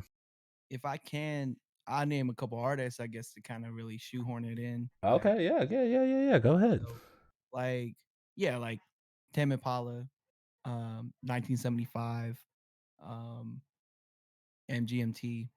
Um, just listen. Oh, there's this other cat too. I gotta try to interview. There's all these other. I'm more into like newer Dropping artists right names. Yeah, now. yeah. Yeah, Hey, yeah. I So, got you. Hey, that's what we doing too, man. We want some new um, artists. and I want to even say Majid, like Majid, and like you know what I mean, Khalid, and like those type of like Pink Sweats maybe, but more Mm. on like the alternative side, really. or what is it, man? You also give off was it FKJ? There you go. FKJ, some like Gold Link, Masego. You really Gold give Lake. off there, man. You mentioned it earlier. If like you were a part of Selection, I'd totally believe you, dude. You know, if you're like playing on Selection Radio, you do collaborations with them, I'd be like, "Hey, yo, dog, this cat's part of Selection, bro. Like, why didn't you tell me?" Oh yeah, I mean, and that was if I was man, I was too busy being at the shows, not networking. Just like listen, Oh, you know. Yeah, yeah, cracking shows, bro. I miss shows, man. I Oh miss bro. that. man, I I miss it too. miss live music. I miss the whole Yeah, experience. Mhm. I miss everything about it, my man. Yeah. Everything about it. But Dude, well, yeah, I want to know as well. What is your goal in the music industry? You know what I'm saying? Oh. Like, what type of goals do you set yourself? Do you set yourself like, all right, I'm gonna release an album in 2 years because this is how I'm feeling right now, or you know, my mhm. goal is to master DJing right now because that's all the vibes right now, or you know, mastering the keyboards, or what is your goal in the music industry for now? Lance, man, that's a loaded question, man. The biggest thing is, yeah, I want to establish myself as where you at, Lost Boy, and the sound so it's definitely there. Um, but it's I'm multitasking at the same time. Like I want to come up as my own artist, as a singer songwriter. Also with music, I also want to be known. I want to be a vlogger. I'm gonna be a YouTuber and shit, and do the food and music shit too. At the same time, I want to be able to DJ whenever I can. Cause there's, what do you call it? There's like Diplo. Hmm. Diplo has so many things. He has, what does he have? He had Jack U with Skrillex. He's Diplo himself. He has producer credits on Usher Records. He's a Uh, producer for Major Hit, Laser. Major Laser. He's subbed in everything, and he's tapped in with everything, not just one thing. And I know that, people should focus on one thing. Excuse me. People should focus on one thing, but I feel like I want to do everything all at the same fucking time My because guy it's trying so to channel his Pharrell energy. like, but like, who else is doing it like that? Like I said, like Diplo is doing it like that. Pharrell is doing it like that, and I don't want to say Kanye. God, I mean Kanye was doing it with clothes and shit too, but There, like there, I'm yeah. I'm There trying to aren't be too a many. businessman. I'm trying to be a businessman. I'm trying to own my own LLC and business and shit, and then do the Hey, whole why thing not? and be established and do that. Like, main goal is to not do the 9 to 5 Yeah. routine. Yeah, yeah, yeah, yeah. And Yeah, yeah, yeah, I yeah. want to be a touring artist. I want to be a in-house producer. I want to just be submerged in this culture for forever. But like the end goal, really, yeah, I want to be a touring artist for sure. Like that's like the number one next thing because the Ain't Bruh, nothing world's wrong with opening that. back up. Ain't nothing like wrong with that. kind of like Russ, when like Russ kind of does everything on his own. I feel that a lot of people maybe took his energy the wrong way when he was like up and coming and coming out. I Mhm. felt that there was a lot of people kind of like talking bad about him because he said, "I'm my own songwriter, I'm my own rapper, I'm my own producer, I'm my own sound engineer. I do everything. I do the mixing, the mastering. I do all that shit myself." So like I'm at that, Mhm. like that's the type of energy I'm feeling from you right now, fam. I mean, I don't really know if I want to be attached to that. I mean, shout out Russ though, straight up Yeah, on that new blast track. Yeah. Whoo, child, you went off on that one. Um, That's true. That's true. I'll Yeah, give yeah. I'll give respect to Russ straight up. And like there was a time where I was like, because it was this kind of energy, and I know he probably had to fight, and he was hungry for it. And I hmm think Yeah. that's why I love rap so much too, is that it's a hunger game. Like you gotta eat. And how are you gonna eat? You gotta make sure that you're out there to defend it. Like every single time that it came to a point where a friend or like a person told me or asked me, like, what do you do? "Oh, I do music." And there was a time in my life where they were like, show me. And I maybe had like one thing. Hmm. And it was low key kind of like, man, this person's challenging me. Like, I don't really got shit out. I mean, I maybe got an EP out, and like it got like 100 plays or whatever. It's like it's not even all about that. Like, I want to be able to be like, what are you doing? And like, you're about this music shit. I am about it. It's like a what, somebody that does basketball. Like you ask LeBron, like, what do you do? Like he exudes that shit. Like Curry, bro, like they exude that type of energy because they love it so much and they show it without even saying it to you. You know what I Hmm. mean? So if you Yeah, look at yeah, yeah. me and you ask me where like the end goal and stuff, yeah, I want to take this shit to the next level. I think there's no end goal of an artist maybe to get signed. It's not even really a dream anymore, but really my own thing is to own a company, maybe a record label, own a real record label, you know what I mean? Do Yeah, or yeah, maybe work at Rock Nation. Who knows? Shit. Call me, Jay-Z. Like I'm trying to yeah. I could sign some artists right now. What's up? But There you go. There you go.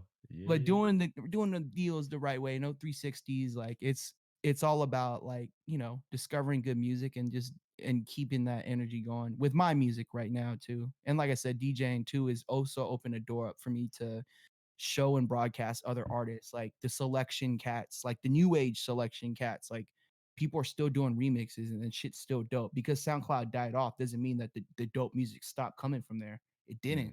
Mm. Hmm. I got you. Like I think I was watching So Super Sam's she did a SoundCloud set on Twitch, and hmm Hmm. she said she posted like a couple days before, anybody that has flips or remixes, send it my way. Like I'll play it. She ended up playing a shit ton of new artists remixes from SoundCloud. There's a lot of Wow. shit that I haven't even heard. dope shit. She ended up playing one of my brother's songs too. Actually, it was dope. Oh And shit. but that's the energy that I want to have. That's why I DJ too, is because I want to showcase and do that, because it gets tired to hear your own music sometimes. Like, but I love music, so I'm gonna just tap in here. Yeah. There's more music to be played. Makes sense. Makes sense. Shit. I got you, my guy. Got you. Let me ask you this. So we all from the Bay, and we all got a certain amount of pride from being from the Bay and everything. Um, how has being from the Bay Area culture, like influence you? Um, one in just like maybe your life, and then two also your music. I think the biggest thing, I think from here, I don't know about like how you guys feel. I mean, this is the energy that I feel like when we're here, we're the type of people that are inviting. Like we're open to shit and we're not Hmm. afraid to be and rep who we are. We'll play Mac Dre in fucking Florida and no one knows Yes. in the club, and Yep. Yes. we will Yes. gig, and that's the thing. Like, and that's what I think I respect the most about the Bay, is that you come to this spot, and any other person that you met, they fly out from fucking Canada or New York. Like, it's a different vibe because the weather and then the music and the acceptance. And it's, yeah, it's California, a result of California, but that acceptance and then not being afraid of who you are. So like when I was doing music, and I am doing music. I'm doing music every single time. It's now become, I can do anything I want. Lance knows I've been through the different genres and stuff, and that also gave me like the green light to be like, I could change this genre shit up anytime I want to. I'll go start rapping again if I wanted to. I'm not gonna do that Hmm. shit, but I'll do that shit if I wanted to, right? Yeah, Like we could yeah, yeah. do anything we wanted to, and then also I think the confidence of being your own boss. Like the biggest examples is fucking Too Short and E40. Like their verses, bro. Like they own their own masters. They've been doing their shit this whole time. They've never had real talks about big labels fucking them over or anything like that. And that those are the models that the people that came up for me and like the gods of music in the Bay right now. And you're like, yo, like that's the biggest inspiration. So that's why it's like I feel like where I'm from and Hmm. where you guys are from, like Hercules and God, where you from? I'm from Hercules too. Hercules, yeah. So Hercules, Vallejo. Vallejo's like a bridge away, right? And like it's a different vibe. It's the same vibe all throughout the Bay of like us being like, you ready to just gig and have a good time? And I feel Yeah, like yeah. that laid back, easy, accepting, don't give a fuck attitude is always something that we'll always have. And I feel like that's something that is from here. You know what I mean? I Yeah, carry yeah. with me from the Bay. You feel like, Definitely. do you feel like, oh, I'm sorry, Lance, just, but do you feel like the, like, I don't give a fuck attitude, like, you really kind of, like, need that energy to also, like, succeed in the music industry? Because there's going to be people that tell you they don't like your shit. There's going to be people that are going to tell you no and everything. And do you think that, like, you kind of really need that tough skin that, just like what you're saying, like, I don't give a fuck what you said, like, I'm going to make it, like, you think you really Mhm. need that to survive in the industry? Oh yeah. So you listen to my music. You guys can't even put a finger really to it. And like, this podcast is heavily on like hip hop and rap and stuff, and Mhm. there's R&B and stuff. I'm cut from a different ass like cloth. Like I touch those genres and like it's mixed in with this genre that no one really could explain, or I could explain to you right now and you guys get a better understanding. But there is not one time when I was doing my rock music, and even now, right now, that I'll get a mixed response because it's not the Bay Area sound. Like I came up Yeah. around HBK and like Pilo and I Am Sue and shit, and then I'm starting to try to do hip hop. Like their shit was top tier, and fucking fuck, what was it? Cool John too. Shout out Cool John, bro. Every time I see him, that's the homie. Um, but like going and seeing them and then doing my music, it was always intimidating. But I think again, like I'm from this area, and it was never a thing of like I'm gonna stop my music because I'm supposed to sound like I'm from the Bay Area. Like I get teased about that shit all the time, but it's like who cares? And Yeah, yeah. you need that, you need that fucking attitude. I mean, in life, period, you need that attitude because there's so much of this social media bullshit that sways people. Like, if you're not doing it this way, like it's just you just weird or you shouldn't be doing this or whatever. but like, why not? Like, because Mhm. you're not in this specific category, because you're from the Bay, I'm gonna assume that you're gonna have some gigging music. You're gonna have some fucking R&B. You're gonna have some Kaylani type sounding R&B girl female singer, or you're gonna sound like this rapper or whatever. Like, nah, you shouldn't. It shouldn't be that way. And I feel like in the Bay, I think it's kind of hard to get your foot in the door in the Bay. And a lot of people say like you got to get out of the Bay to make it. Some people are like, Mhm. no, you can make it here in the Bay. You just got to know the right people. I Mhm. think now in this day and age, you can make it anywhere. It doesn't matter if it's the Mm-hmm. Bay or not because of the internet. Um, but it's always that thing. I feel like I was never scared. Like you can't be fucking scared to put out music and have your feelings so hurt. Like so people are so sensitive nowadays. It's like, oh, Oh, your yeah, music's definitely. music's trash. Like, oh, okay, I'm gonna just fucking give up. Like, then that means that you never even really like music. So fuck off, bro. Like, Exactly. Facts. Facts. Hey, do you ever feel like the Bay Area artists do not come together and try to make it all at once? Because I feel like Bay Area artists, they're all just by themselves. They don't want to help anybody at all. Like I don't know, for example, like HBK, they were all in a group, right? The person I feel like made it out more was Pilo, and I know Pilo puts everybody on for sure. But a lot of these new artists that I found in the Bay Area, they're not friends with any of my friends. They don't collab with anybody. I just feel like no Bay Area artist likes to help anybody. They just like to do their own thing and they'll make it themselves. Do you feel like do they get no help at all? I think the biggest thing is that sense of like, oh well, they're all doing it. They're all part of a group now. I should just do it myself. Or like, oh, I'm just really intimidated because even if I did, my music's not good enough. Again, it's like it's that thing of like, are you really pushing your music as an artist to really work with these people? And I'll give credit where it's due. And I used to have that mindset of like people don't want to fuck with me or people don't want to work with me and shit. And it Mhm, was just because I got in my own head. But I can give a good example. HBK was a great example. What happened to them, I don't know. But um, there was a time, like Jeezy and fucking Kaylani and like Pilo and all them were on the same tracks. Rex was with them, like they were coming up all together. And it sucks that they're not doing that shit still because whatever mhm. happened, right? Yeah. Pilo's still doing his thing. Respect to Pilo because Yeah, yeah. like has seen him rap from before when I was doing music to now. It's like we're all coming to our own, and like his beats is still fire, always fire. It's just he's now in the forefront. And again, it got to that point of like one man band, like he got to do it himself. So now it's more of himself showing himself off, and he could really focus on that. You think about like these music groups and like probably Sci-Hi probably being like, or Big Sean being like, "Oh, my last album didn't do good because Kanye wasn't even really a part of it," and like all this Mhm. other shit. And he was like, "It's a blaming game or whatever." So I feel like that mentality of like, "I'm gonna just do it myself" type thing. eh, eh, I don't know if that's specific. Yeah, we still streaming. How you doing? Um, I think that mentality comes from like being afraid, I think, and also just like the insecurities of like, are they gonna work with me or not or whatever. But I do shout out that group, like Schmop Life and HBK. Like they, anytime that I seen Cool John, anytime I seen I Am Sue, Pilo, anytime I seen them at a party function, whatever, Mike Dashy, fucking damn, I gotta give like Dave Steez even, bro. Oh, Like Dave Autumn, Steezy. like Autumn, bro. Like Autumn, all those cats, bro. Anytime we see them, I was at a and I was at a club or I was at a party, like Lance knows the shit. Like I was at a Yes, party, sir. whatever. Always love when I seen them. So I just felt like it was they were in their own vibe and I'm in my own vibe. Yeah, You know what yeah, I yeah, mean? yeah. And I I shouldn't have got you. been that way because we all could have just still mixed music together. Yeah, yeah, yeah. I got you. I got you. Yeah.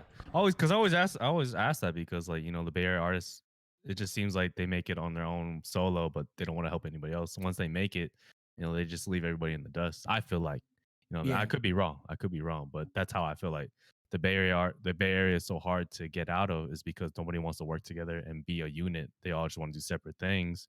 Once they Mhm. make it, they leave the Bay Area, and then it's pretty much a big fuck you to every artist. But I think again on it too is they say you shouldn't do business with family and all that shit, right? oh yeah, yeah. Right. So it's there are a lot of people that have ulterior motives. They have an agenda. Like, oh, I'm here. I'm gonna shoot maybe some photos for you as an artist, or I'm gonna shoot videos. I produced this track maybe or helped you. I was in the room with you, or I bought you Chick-fil-A while you're in the studio, and now they want a handout. Like it gets to that point. So Oh, there's so many little things of like, oh, they didn't want to fuck with me or work with me or whatever. And I think that idea of like not paying too, like if I were to go to Sue right now, I would know his rate for a verse right now. Am I gonna be mad really because I don't want to pay that Mhm, that rate because mhm. oh now he doesn't want to fuck with me because I got to pay that rate? Nah, it's business. He knows his worth. So again, that's like rap game, just game in general in business. Like if you know you're good at something, you're gonna charge for it. You don't do it for free. You got that from The Dark Knight. Yeah. I Good at got something you. to do it for Got you. free, right? So Yeah. those cats know it, and I feel like they get rubbed off the wrong way because it's like, oh, I'm from the Bay too, like help me out because we're so accepting here. It's like it's like kind of like a fuck you, Yeah. but it's not because they're Yeah. trying to make money, and Yeah. No doubt. I know how hard that shit is too. It's like, all right, I should charge for my shit. Sometimes I like people will be like, bro, you could charge people for how many followers you have on Instagram. Like, why are you just reposting random produce? Like, I like to produce, I should do that. Or like I just want to repost it. Now I'm thinking I'm like, no, I should probably charge people. Not because like I want to be an asshole. Yeah. It's to that point where this label's not fronting me the advance, bro. Like I gotta Yeah. make yeah, money somewhere. yeah. Yeah. Ain't no Yeah. doubt. No doubt at all, my guy. That, But hey, at the after end of every interview, if you saw it, oh, we usually name or have you name them top 5 that are alive, my G. That's our thing at the end of each interview. Um, I told Lance this, but too, Kyle, before we got on here, because he was like, "Rap, we did rappers, but since you're a singer, you could do singers and stuff. We could do rappers actually, and yeah. we'll I'm do say again. Oh no, go ahead, man. I was gonna Oh, ask. I was gonna ask if you're comfortable with it. If you got that many, if you could Yeah, do yeah. 5 rappers, 5 producers, 5 singers. damn, five. Ooh. Oh, I'll do and if you can, 5 Bay Area artists. I just did this was the last interview. It'd be good. so many. Let me do the You don't have to. You don't have to. You don't You know, have to name yeah, that many. Just whatever you feel like, or you could just name 5 artists that are your favorite artists or most influential. If like they kind of fall into the same category, whatever you know.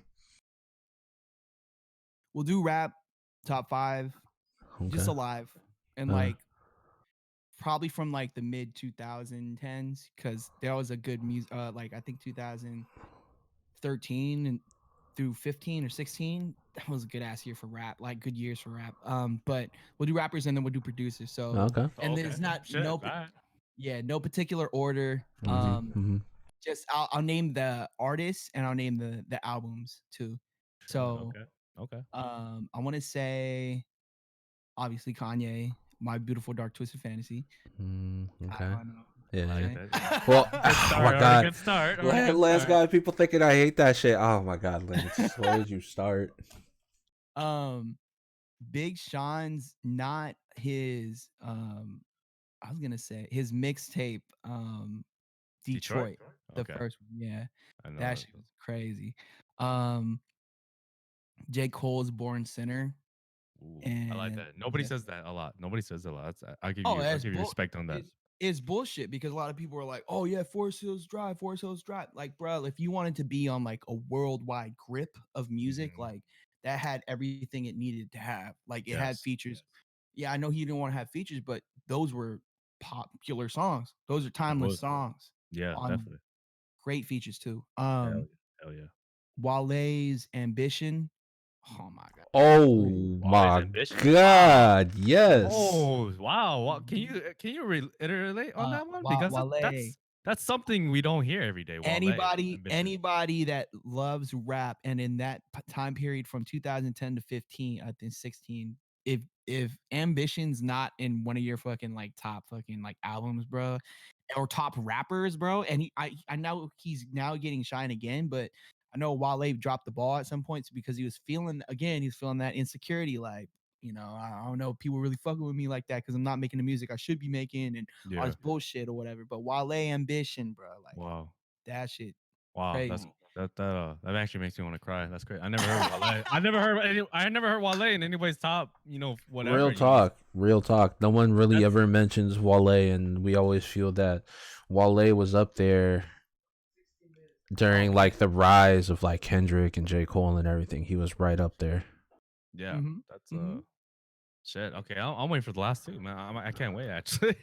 That's cool. So I had those. Or yeah, I think you had one more. Yeah, yeah. You did Big Sean, Kanye, J. Cole, Wale. I think you had one more. Yeah, I could take out Big Sean actually, but so Hey, Jay-Z's you don't mind? Magna Carta, that was hard. And should I say Big Sean? Or Dark Sky Paradise, actually. Dark Sky That's got Paradise. I Dark like Sky that. Yeah. Paradise was I like so that. good. That was a Yeah. good one. That was a I really good one. hated I Don't Fuck With You, but I mean everything else on Me that too. Me too. album. Me too. I Yes. fucking hate that song. I don't like that song Yeah, either, man. I don't like. bro. Everybody else likes it. I don't like it. I don't know what it is. The best verse on there though is E40. Oh It's yeah. not because it's E40. His verse is just crazy on there. Yeah, yeah. Glenn shall Dark fuck Sky with E40. Paradise. You don't fuck with E40? I don't. I like Too Short a little bit better. No, I mean like I'll fuck with you both, bro. I don't know. I don't know what it is. I think it's just his You voice, don't the way. fuck with him at all, HATER. bro. Nah, I don't, man. I don't. I mean, he did everything for the culture. It's just not my cup of tea. You know what I'm saying? It's just not my cup of tea. It's just He fuck is you, guy. he's the epitome of being yourself, bro. Like that's it, like my whole thing is just being yourself. That's why I fuck with him tough too, because he It's raps not the what way he raps the way I he wants to rap, and it's just crazy. I definitely understand that. I'm from the Bay Area, and everyone gives me shit on this. Kyle always points the shit out every time somebody says something. But hey, that's my thing. I mean, E40 is okay. I don't like freaking hate him to death because he's part of my fucking culture. You know what I'm saying? But if I Yeah, had to choose like E40, Too Short, blah blah, I'll pick Too Short. Too Short's my guy. I Too think Short is my I think Lance likes E40 as like the person, everything he's done for the Bay and stands for, right? But yeah. as like a rapper, he's not a big fan of E40 style. Yeah. That is that's what Lance is What he does trying for to. the Bay Area, I love. I love That's, what he's done. The whole wine thing, the drinks, won't be a just the company. whole concept. The whole company, yeah. The what he puts on every artist. I love that. I yeah. just don't like his raps. But I love him I love him as a person. Don't get Oh, that shit twisted, okay? hey, I feel it. I feel it. Man, I feel like I need to take out Magna Carta. Magna Carta is cool, like, but I was like timeless, like all the time. It'd be another Kanye joint. It'd be the Good Friday releases. Ooh, I like those ones. If it was a compilation, yeah, if that was a Yes. compilation to work, it's that compilation to work. Yes, Ooh. yes, yes. That shit was crazy. Hell yeah. I got Timeless. the word yeah, so yeah, that shit crazy. Producers, Sledrin, if you guys are familiar. Sledrin's Wiz Khalifa's in-house producer. Okay. Okay. So crazy. Bigger inspiration too. Johnny Giuliano. He did again Pittsburgh like Johnny producer, but Giuliano. yeah, he did a lot of shit for Wiz, and he did some shit for Mac Miller and like all those other artists that came out too. Ryan Leslie was a good when you mentioned a wallet. Yeah, Ryan Leslie is Yes, Ryan Leslie, man. That's the biggest. guy. You see all these people and the cats doing the quick video reels of them Yes. recording and shit. Yes. He did that beforehand. He ordered a fucking trumpet out of nowhere and That just started was the playing. craziest shit. Y'all remember when he Just started first playing released that that shit. video out, right? He's like, Yes. y'all, I'm gonna order Yes. this real quick. Y'all pay how much money get this shit delivered right He now? he like Yes. made gibberish and I forgot the other song he made when those videos, but those are inspiring, man. I was like, Yeah. dude, holy shit. So yeah, Ryan Leslie for sure, bro. Kanye again, obviously is in there. What did I say? I love how you mentioned Kanye. Yeah, I like that. I like you, man. I love We how have you one doing more that. thing to say about Kanye after this, but so it's Kanye, Legend, Johnny Giuliano, Pharrell. That's a good one. Oh, That's a good one. Nobody says that a lot. Nobody says that a lot you know either. That what? song. Sorry, go ahead. I was just gonna say best song he produced was "You Don't Have to Call" by Usher. But go ahead, Kyle. Ooh, I was gonna shit. say that people probably appreciate Pharrell or know him more as like a producer versus maybe like a rapper Hmm. and stuff, right? But I would never hear anyone ever say Pharrell as like one of their favorite producers or like a great producer. Because earlier you were, I guess, because maybe Pharrell comes off as a person who's like a jack of all trades, but maybe a master of none, right?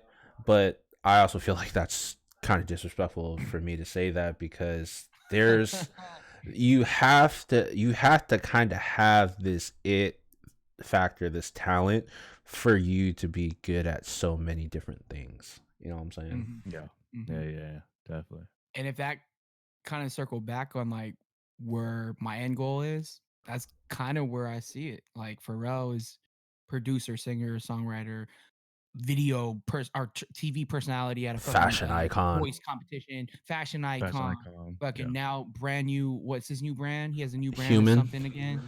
Yeah, some like all the new shit. Like he's doing everything all at the same time, and it's all connected with his lifestyle, and that's what I want to do for sure.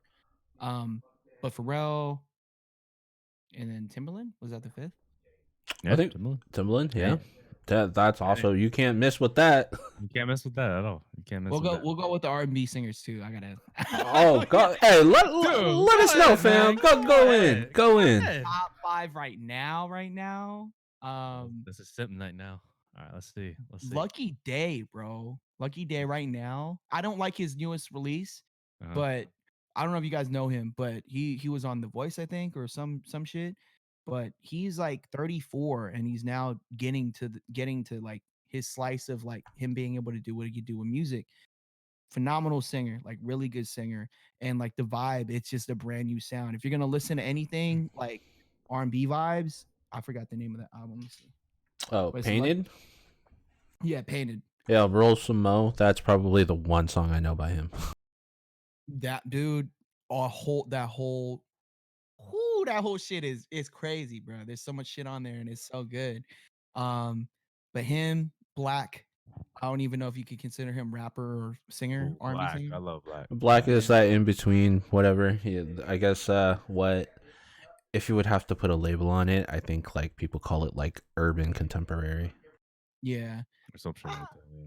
he be singing, bro. I'll put him on there because I gotta shout him out. He's dope. Like guys, like one of my vibes too. Like inspiration wise, like him. Lucky Day is an inspiration too. Her, I gotta shout out her just because she's doing her thing. Oh, I I like might that. not like No, everything no. she puts out, but she's doing it for the Bay. She won bruh, a Grammy. you know what? Did you go to her? Sorry to cut you off, but did you Nah, go to her music festival or her concert that she had here in the Bay Area? yes, I did. I got Yo, trashed. I I could see you performing there. You could see me. I was smashed and I was looking up. I was like, I could do this. No, that I was because like, there's everybody that she had on there. I mean, it's all R&B vibes and everything, right? But everything was just a vibe and everything, right? And yeah. you know, even though sonically it might not kind of like sound the same, right? But like the vibes that you put off with your music, it matches what everyone was feeling there, you know. So I Hey, could I see pre- you there, fam. I really appreciate that a lot, and that's the reason why I shouted her out too, because there's a lot of traditional R&B stuff, but when you see her live performances, she's a rock star, bro. Oh Like yeah. she fucking Yeah. plays guitar, like No, she yeah. She's good, man. rock fucking riffs and everything, and I fuck Hell with yeah. that, and she's a really She's good putting it performer. down. She's putting it down, man, for sure. Mm-hmm. Mm-hmm. Respect it. 100, 1000%. 1,000. So I said her, Said her, Lost Day, and Lucky Day. Lucky Day. Sorry, Lucky Day. Uh, And Black. Saint John. He's still like under that Oh same my that God. I'm so glad you said yes, St. John. I like that. I like that artist. That artist is fire. That he's artist is fucking fire. crazy, bro. That Like artist is and his fire.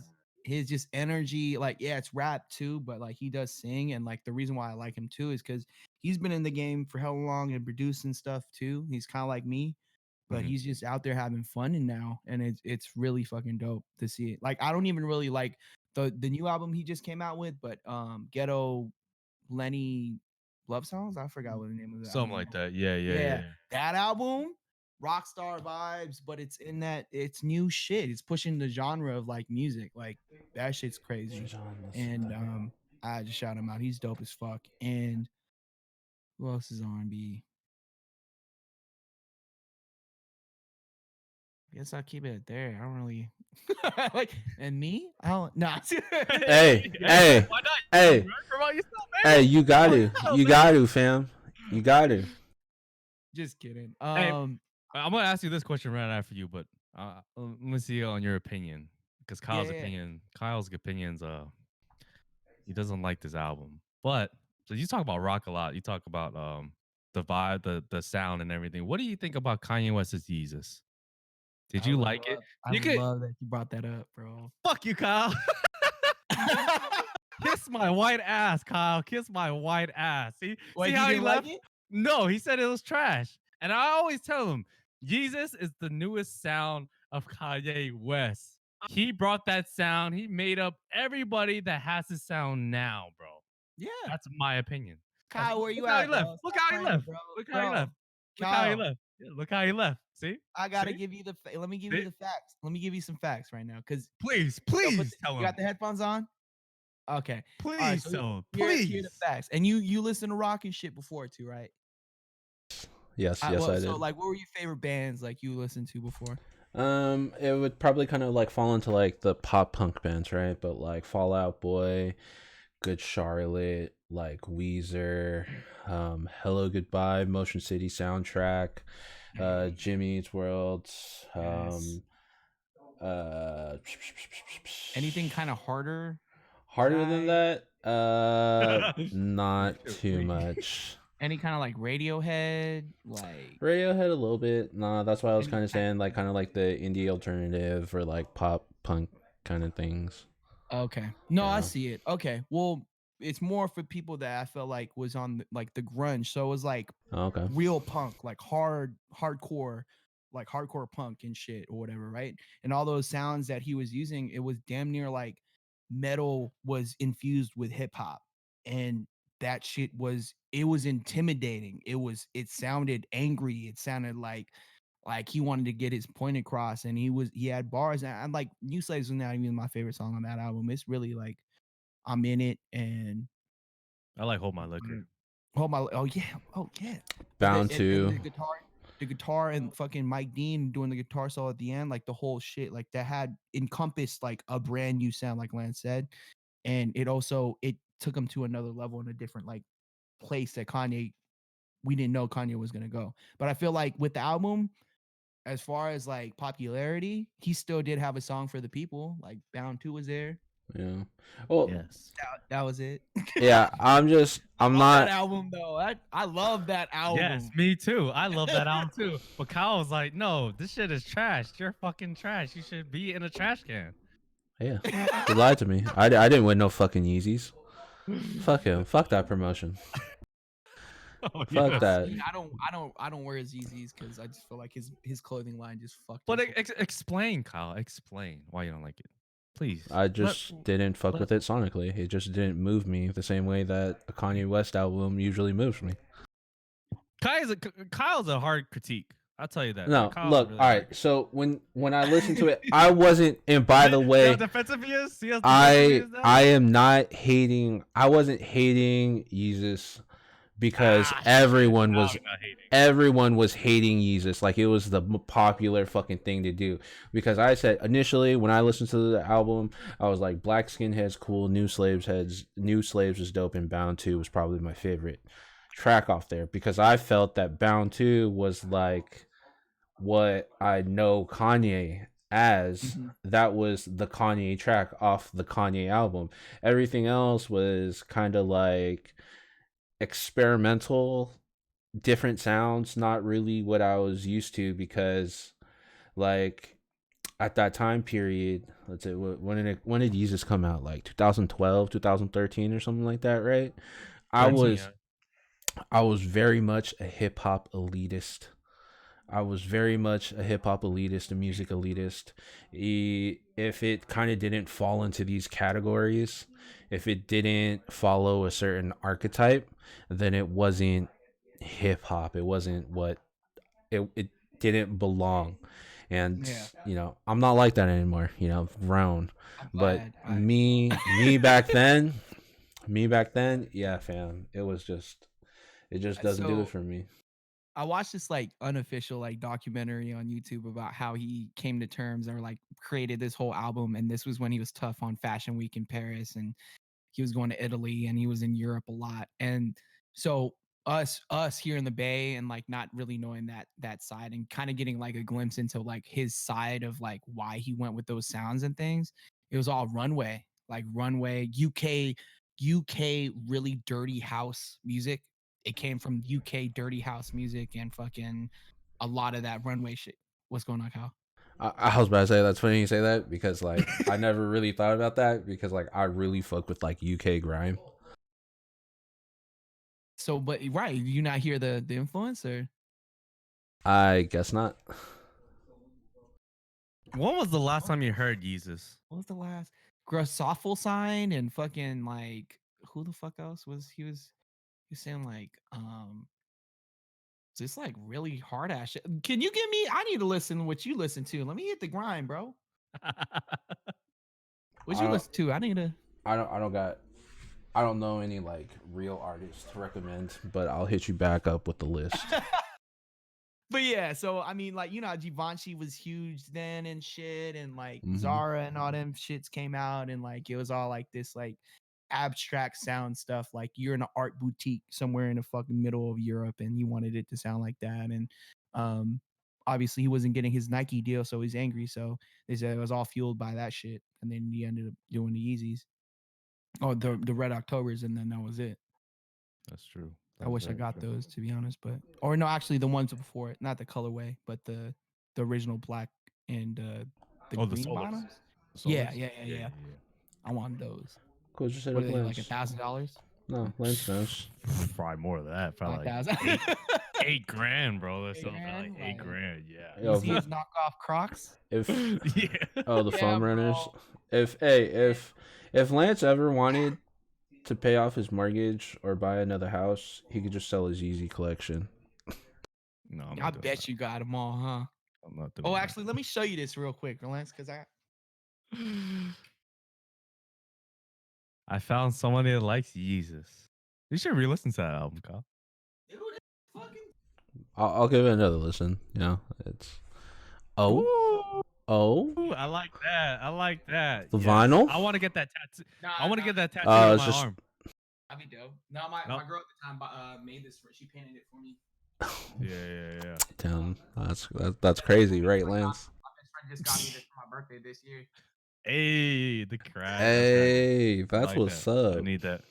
I don't even. But yeah, I don't, my goal is to get My Beautifully Dark Twisted Fantasy tatted on my arm. That whole cover album. I love that. that'd be sick. Like, and it's not even just one cover. It's like 8 fucking covers or some shit like that. Exactly. I know. I gotta pick the right one. But I that's do just the one hard. with the sword through the head. That should be hard. Oh, that'd be nasty as well too. But hey, Kyle, look, I found somebody that likes Yeezus. That Hey, was my goal. That was my goal. hey, That was that's my cool. goal. That's dope. It is That's dope dope. because you don't How like do Yeezus, but he how, likes Yeezus. how did y'all feel about Yay? I love Ye. Ye helped me throughout a lot. The way Ye presents himself about mental health and everything, it helped me throughout that whole year. I loved it, no matter what people would say. Honestly, it was just the moment of killing by yourself until the end of Violent Crimes. Perfect the way it start to finish. As he's talking about himself, he's talking about his daughter at the end, and that's what I loved about that album from start to So finish. EA was probably one of my favorite recent Kanye projects. If you say like moving from like 2016 onwards, 2016 to now, EA was Mhm. probably my most favorite one because it was just real personal to me. there were a lot of things that he was talking about, like Lance said, with like some mental health and everything. Uh, I had I have family. I know people personally that are really that have mental health problems, like issues and everything, and like they're trying to sort through it. And it was refreshing to hear someone kind of like talk about it too in their music and everything. Hear it all the time. But then also, when I heard that Kanye was gonna be a father, right? My whole thing was that like, yo, all that crazy wild shit that he says and does, like none of that shit matters. The only thing that I think matters to me now for Kanye is how good of a father he is to his daughter. What is he going to do to be that role model, that positive influence in her life, you know? And then when I heard violent crimes, I was just like, damn, like he really kind of like looked at himself, and then he saw like the issues with like him, and then just the world and people, and then he also reflected on like what it was going to be like to raise his daughter in this society, in this world, you know. So it was just, yeah, it's, that album has a place in my heart. I want to say, I do like the album. Oh, I you think could be there's. my worst enemy if I hear this. Go, I just think, go though. Just go though. I think that there is execution issues. I think the one that Drake helped write, I felt like it could have turned out better. I think it was the first two tracks that were like kind of like, come on, bro, like go harder. But when it went to the end of the album, and that's my favorite part of the album, is that the last few tracks really fucking dope. And I love that Cuddy is always there, because Cuddy, you know what I mean? And I like, with you guys, I can share that with you. I did have like mental issues, and there was times where, Yeah, people, yeah, yeah. it gets too hard, you want to fucking end shit. And Cuddy is like one of my, man, I don't even know I didn't even say that, but Cuddy's, sorry. Big Sean's album got, no. Jay-Z's album gotta go. It's Into Cuddy. Kid Cudi's album. That fucking unfuckwittable. Oh my god, bro! Like that whole album is my saving grace. But like hearing Ye and then hearing him work with like Charlie Wilson all the time, and Make Cuddy, and having, no mistake. Yes, yes, and yes. who's a 070, or who's the other feature? Oh, I don't What's know their name? actually. With Jeremiah and like all them, like the features were on there that were really good, and I really fuck with like that last half of the album, which was Yeah, really great. yeah, It's yeah, just yeah. like the bad taste in my mouth of like him, how he is and how he's been doing and shit, kind of Yeah, makes it worse. But I got you. I like that album. The Life of Pablo though, oh my god, come on, bro. Damn, man. Go make me break Come my. on, Go make me come break my on. computer. Come on, bro. You really look, he released Real Friends as a single, and I was like, this shit's about to go crazy. And then when I heard part 2 and it wasn't Future, I was like, who the fuck is this then? And then I found out what the song was. I was like, bro, if you didn't just do another song like that with Future, and it didn't have Designer just come up because you like this one song, like you didn't even do him a favor, like his, Yeah, you know what I mean? But yeah, yeah, yeah. yeah, I love that album. Chance's verse on there, like it's like Ultralight Beam. Chance's, that's Chance's song. That didn't age well. Yeah. Cool. Father stretch my hands. That's probably like his. Like I hate the verses on there. I hate them. What? I hate the one verse. Started Damn. bleaching some of my asshole. Like what? Lance is about to fucking delete you from his life. I'm not posting this interview though. You didn't No, like Famous. You didn't like it's Freestyle so, 4. I Love Kanye. Waves. bro. Real Friends. I Wolves. love. You had the Frank track at the end of Wolves. I I love the original Famous. I love the original Wolves.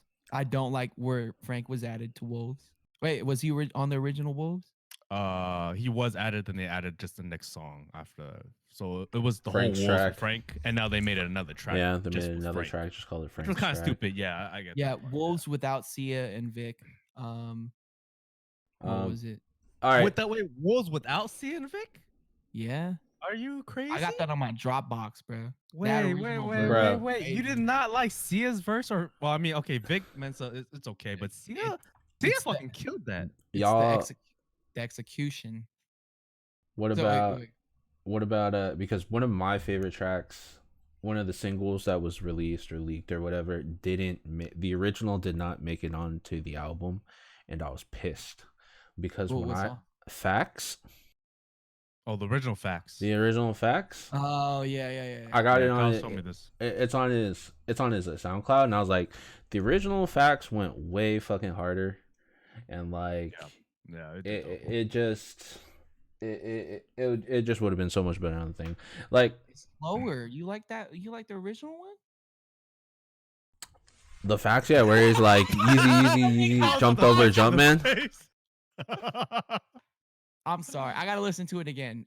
There's just a time where Wait, listen to that song or the whole album again? the original Facts. I think you need to listen to the whole album again because it's still aging like fine wine right now, bro. No, man, the weekend track could have been way better, bro. What? It should have been Travis, bro. Did you hear that leak? I heard that version. I didn't like that. I like the Weekend version better, in my opinion. The Real Friends song. Can you at least like Real Friends? I like. No, that again, like I said, he came out with Real Friends, and I was like, this is it for the album.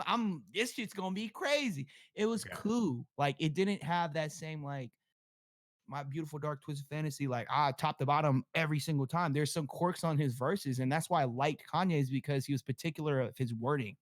You know what I mean?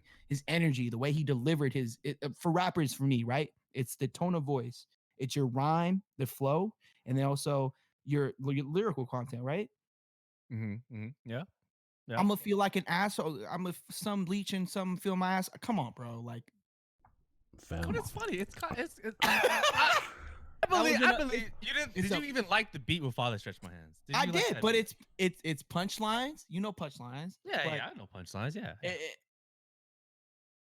You got Drake in the studio. How you gonna come up with that line, bro? Like I was.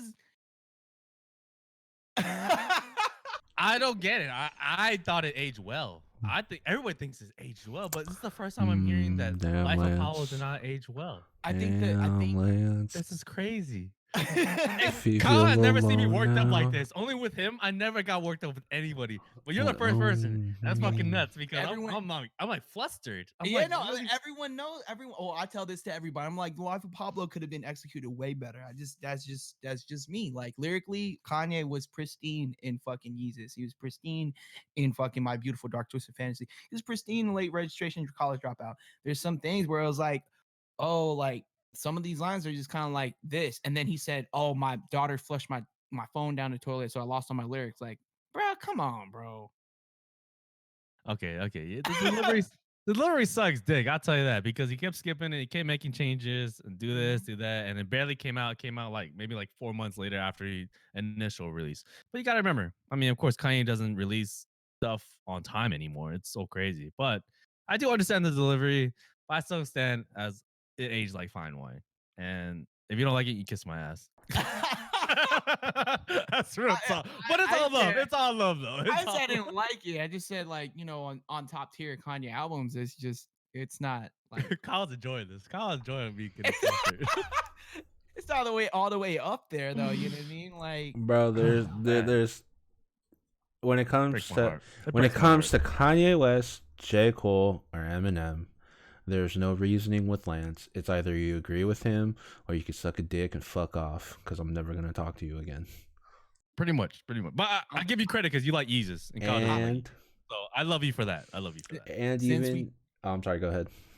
No, go ahead. I was going to say, and even if you fucking write like a fucking college thesis on like why you don't like it, you do like a 52 slide PowerPoint presentation explaining that like, like this was cool, but I didn't really like this part here, and that's just a personal preference, because this is what it all is, personal preferences, right? All Lance is gonna hear is, you don't like Kanye West. Yeah, that's true. That's very true. Did you like Jesus is King? Did you like that one? I didn't even listen through it all the way. I couldn't. Fuck me in my I could ass, dude. I couldn't. I Ugh. felt so betrayed. Like number 1, and as an artist, and he is like Mm. my idol. He was my idol. Like I felt like I could do anything, and that's why I did so much shit is because he did that shit. Yeah, And yeah, yeah, yeah. when all this shit was unraveling, bro, like, and he turned the reason when he was like, I'm not doing no, was it non-binary or not Non-cursing my or yeah, all sexual. that bullshit. Yeah, It yeah. was a slap in the face because the reason why we like Kanye is because he says how he feels unapologetically. Yeah, yeah, Like yeah. Okay. now Okay. you have these set of rules and the way that you do music, and it's like you're not you anymore. Like Yeah, yeah. I don't know. It's this thing I got also like a religion complex too, but No, yeah. like Completely No, yeah, I feel you. understandable. I feel you on that. Understandable. Yeah, Kyle doesn't like it either, but I totally understand why people don't like Jesus King. It's totally different. It's religion is it's crazy. Like it does separate a lot of people, but I do understand that part. Lance, let me ask you one thing real quick too. Can you play Eminem at a cookout, like sunny party day cookout? Well, if they don't like it, you can kiss my ass. I mean, that's just how it goes. I play Eminem on the first date just to see But how the vibe goes. I wanna ask you if it flow does it flow right at a cookout? Have everybody having a good time, and then you hear dun dun dun dun dun dun dun dun. Like, I'm sorry, I can't. Like, I just like I get that he's a good lyricist, like he's a good Yeah, wordsmith. yeah, yeah. I just if he had a catalog I could really get into, then for sure, but I can't say everyone's always like, "He's top tier, he's the best rapper alive." I'm like, "Uh, I mean, yeah, he's cool. Like he can't fuck with a lot of people in the '80s, like everybody says. But if you, I mean, it's not everybody's cup of tea. Eminem's not everybody's cup of tea, of course. Nobody wants to like kill their fucking mother. Nobody wants to do this, do that. yeah." But lyrically, he's there, and like Kyle says, like it does some corny jokes here and there. The Uh-huh, last 3 albums was like bullshit. That's why he made Kamikaze, of course, and the uh-huh. Eminem Show is clearly the best album in my opinion. It went diamond. So Oh, yeah, I love how you were you mentioned I gotta mention Eminem Show went it diamond. went For diamond? yeah, for anybody that doesn't like the Eminem Show, you haven't listened to it fully. I don't think so. You haven't listened to it fully. You know what I'm saying? I Cleaning don't out know. my closet. You guys say what you say. You got White America. You have fucking drips. You have sing for the moment. You have all these great. It was an unskippable album for me. It was an unskippable album for me. Maybe I gotta revisit, man. I just it's just not my If it's not my it's definitely not everybody's cup of tea, but if I had to pick one album to listen to about Eminem forever, it'll be the Eminem Show. Not alright. because it went diamond, but because lyrically it was like his best time as Eminem. We don't get that no more.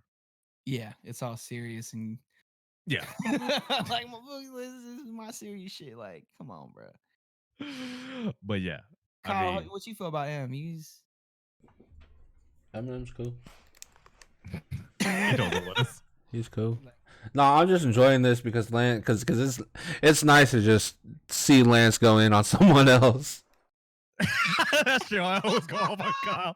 I always go off on Kyle. I mean, he didn't go off on me. I mean, I'm saying facts.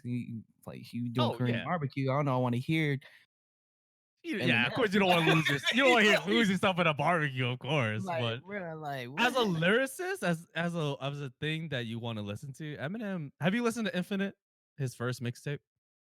No.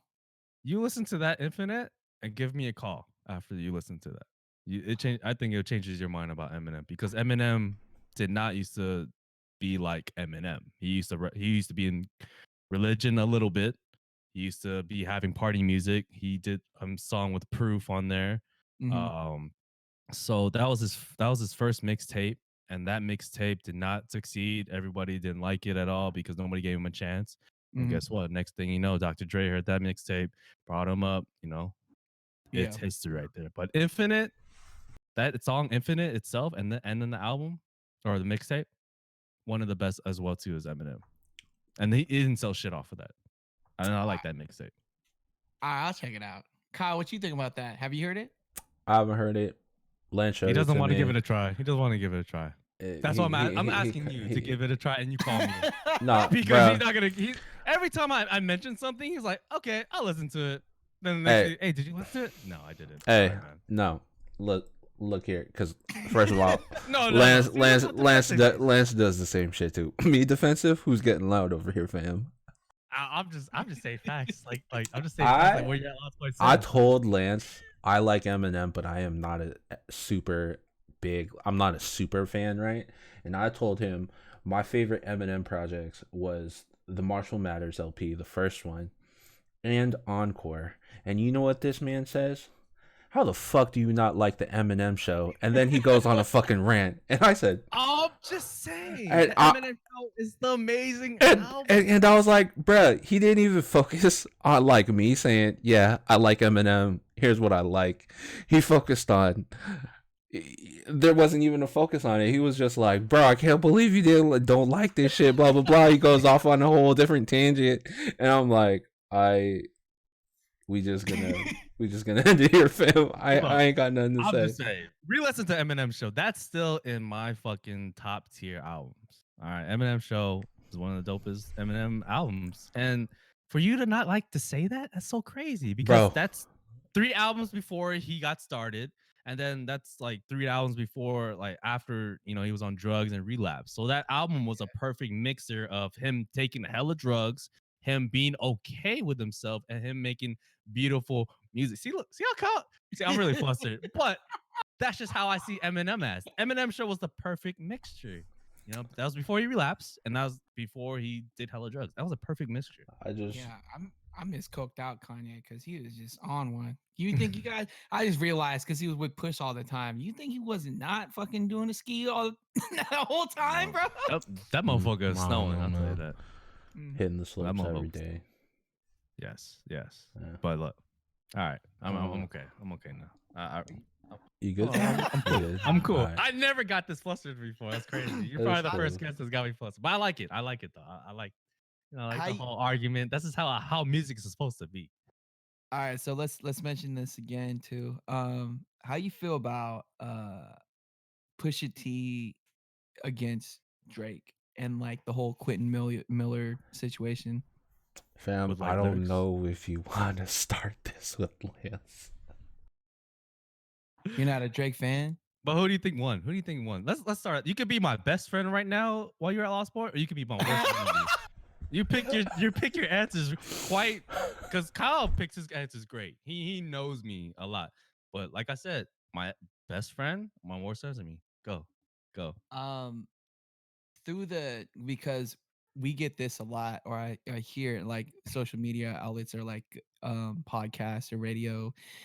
There is no real like Drake interviews. It's always he did the whole fucking interview at his own house. He never Yeah. went out to go do an interview like regular rappers do. Like Yeah. Jay-Z even show up to the fucking Breakfast Club. So for me to believe what Drake said after the whole thing, who knows? And then also Pusha T being around and eavesdropping, maybe stretching the truth on some shit. Maybe. Do I think him mentioning that he was a deadbeat father and that the whole clothing line thing when he was gonna have a kid, I don't necessarily think that's even a bad thing. That's like saying Jay-Z, don't put Blue's name on this song so she can make hella money for her in the future. So that secures money for my child in the future so she doesn't have to work for it. Saying saying all these cats in the stock market right now, like they don't deserve the money that they get because they get tips and they know how to work the stock market, bro. Like they're set up for success because they got a friend or they got like, you know what I mean? These people are making money without having to do work. So I feel like Mhm. even if Drake did have a kid and he didn't tell the world and he did have like a clothing brand deal or some shit, that shit's okay with me. But I feel like Pusha T is relevant enough to even make a diss track about Drake. I think it was super shock value, like, you know what I mean? But we all know Drake is super sensitive, so if it's one line, he's just gonna get in his feelings, do his whole shit. But I just feel like Pusha T didn't win. Drake's in a big ass mansion right now. All right, all right, all right, Put all a right. big ass do rag on his kid. Wait, hold on, hold on, hold on. Let You say me he? wait. No, no, Hold God, on, he said he's gonna wait, win. hold on. Bro. Let me Are say you my. gonna? Just let me All say right, all right, go, something, go. and then Lance could go off on his thing. Okay. Because if I All right, all don't, right, he will. I will never be able to. all right, all right. If you keep it strictly music, strictly hip hop, right? And we just talking about a diss track and everything, right?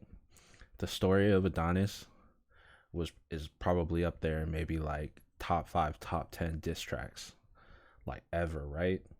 And No, wait. Did you agree? Do you agree with that before you say no? Do you agree with that? no, I think Duppy's Pusha T hard. Oh won. my God. Duppy's hard. I think Pusha T won. But let me just say, because But yeah, you're Duppy, right. you could party to that motherfucker. Like you can't party. But I guess think you that's could. not.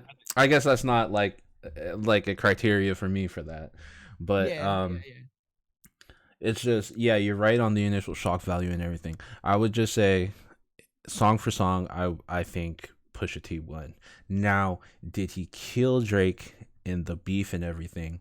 I felt that, like, if you compare like Drake and Meek Mill, how Drake kind of just ended Meek and Meek didn't have like a great comeback, right? Mm-hmm. It wasn't the same thing, because Drake just shook it off and was Drake. So then it was tough on that, right? But if you just talk about diss tracks and everything, then I think Pusha T won. All right, Lance, go ahead, say your piece. All right, I don't know if it's gonna come out right because I'm pretty pissed off. Anyway,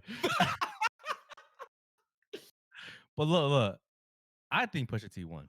It don't matter lyrically. He destroyed it. The delivery was dope. He did the beat off the story of OJ off Jay-Z's, which was amazing.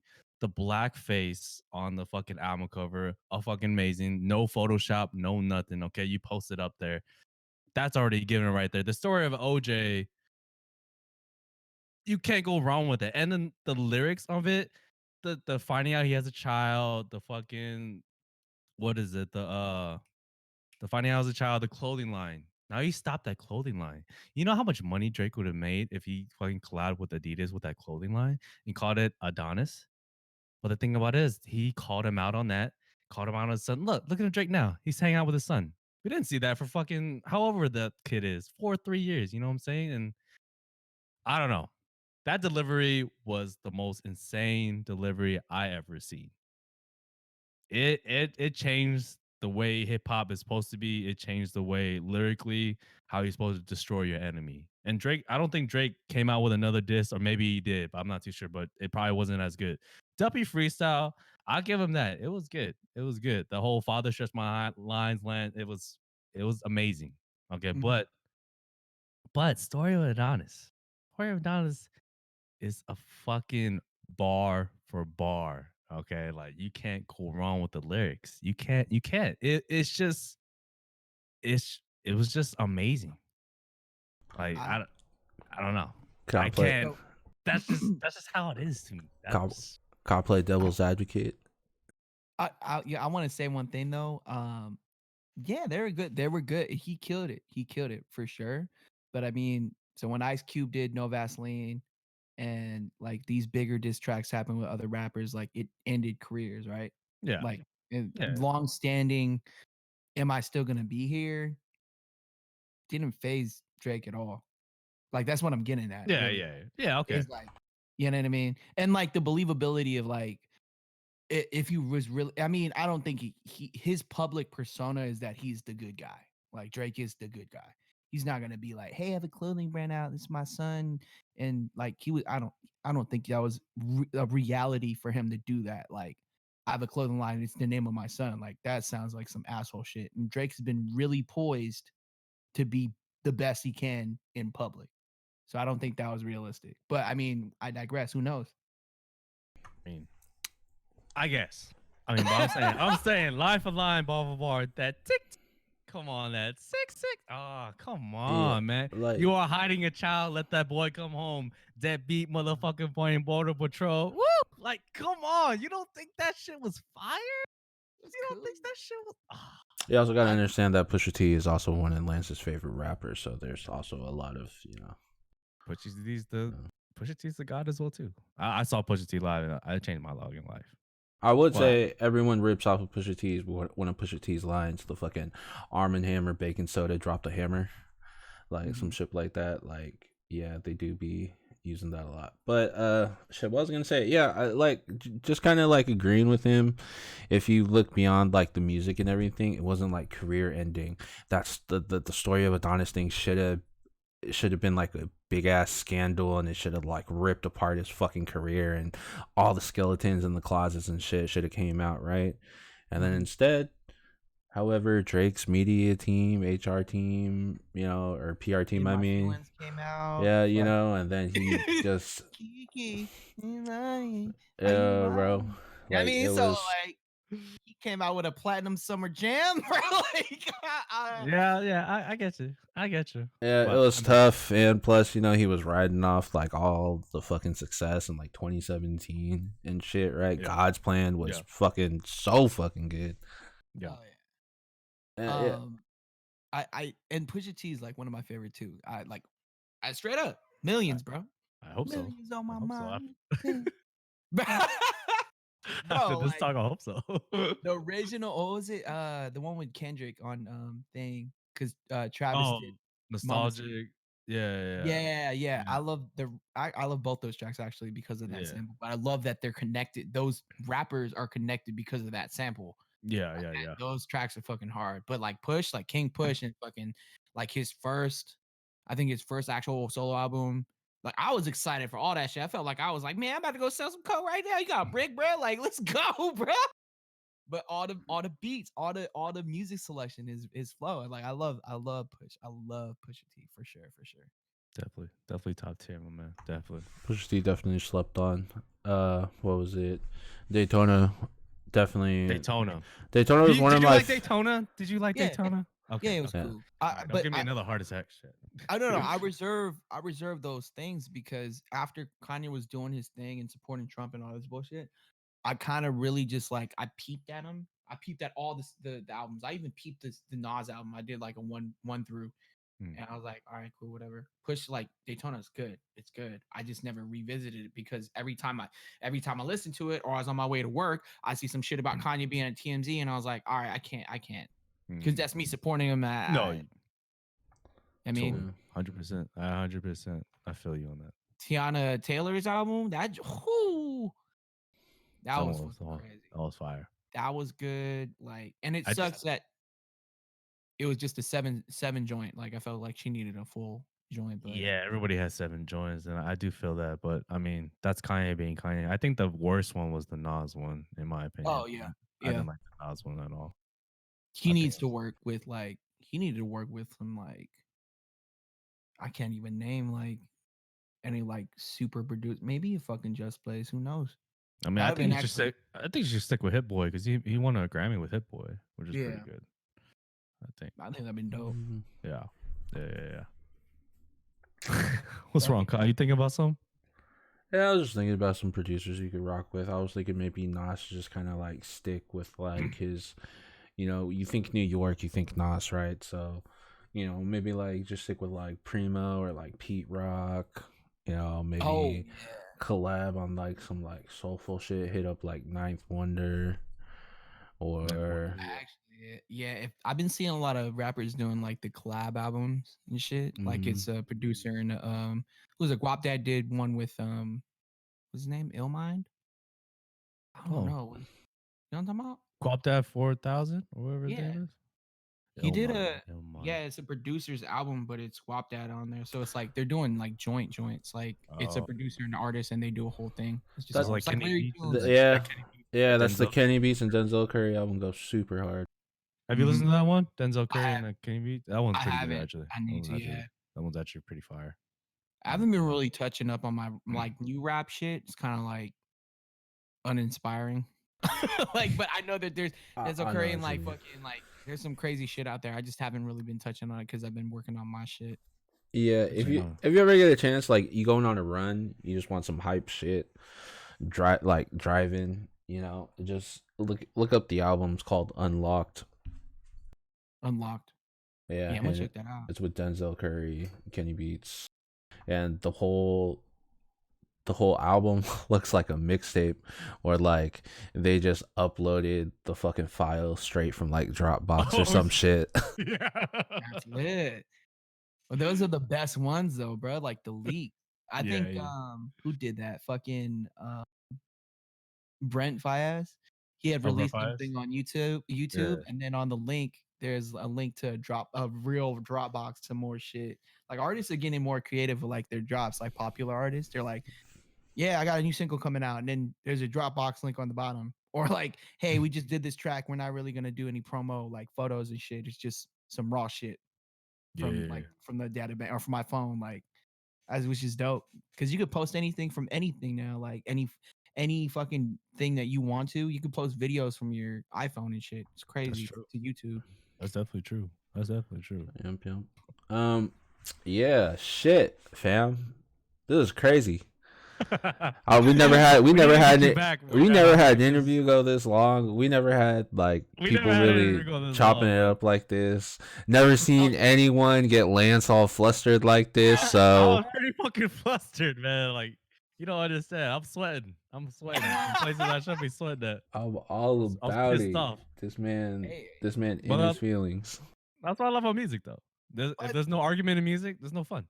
I know how to. No, I had to bring this up because you guys. I know you guys do your thing, and I'm like, man, I have my thoughts about hip hop and shit right now too, and like Kanye obviously, but like new age rap right now, and like and also I want to ask you guys. So if you guys had like the next go to guys for the next 10 years, like who do you guys see really on I that just list? asked Kyle to that. Wow, that's crazy. I just asked Kyle about that. Honestly, I think Joey Badass. Joey Badass Mhm. is probably the one. American Badass was like one of my favorite albums back in the day. It was just the message beside it. The first 5 songs killed it. Yeah. And in general, Joey Badass is what hip hop needs right now. Mhm. American Badass got overpowered by Damn because, of course, it's Kendrick Lamar, right? Mhm. They came out the same year and nobody gave respect to Joey Badass. And I thought that was like better than Damn, in my opinion. You know what I'm saying? Joey Badass he is the future of what hip hop should be in the next 10 years. I see that for Yeah. sure. He's tight as fuck, like straight Yeah. up, like, and it's from where he was before into now, and like that it's like still in this hip hop and like rap genre. It's not like this. Oh, okay, I'm gonna do some pop shit, or I'm gonna do Yeah. some rock shit, like, or Yeah. it's just like some auto tune like hype shit. Like, there's more innovation going on too. Yeah. Yeah. Um, Yeah. So is it just who do I think will stand the test of time and still be popping in the next 10 years? Or is it who brand new, newish kind of right now that still you still see newish? going on. Like it has yet to get to their potential, but they got real big ass promise. Damn, what new artists? Oh, fuck, that's tough. You know who someone that really popped off, and me and Lance always call it like the death effect. I really wonder, but Pop Smoke. I wonder if he didn't pass away. Yeah. Do you like Pop Smoke?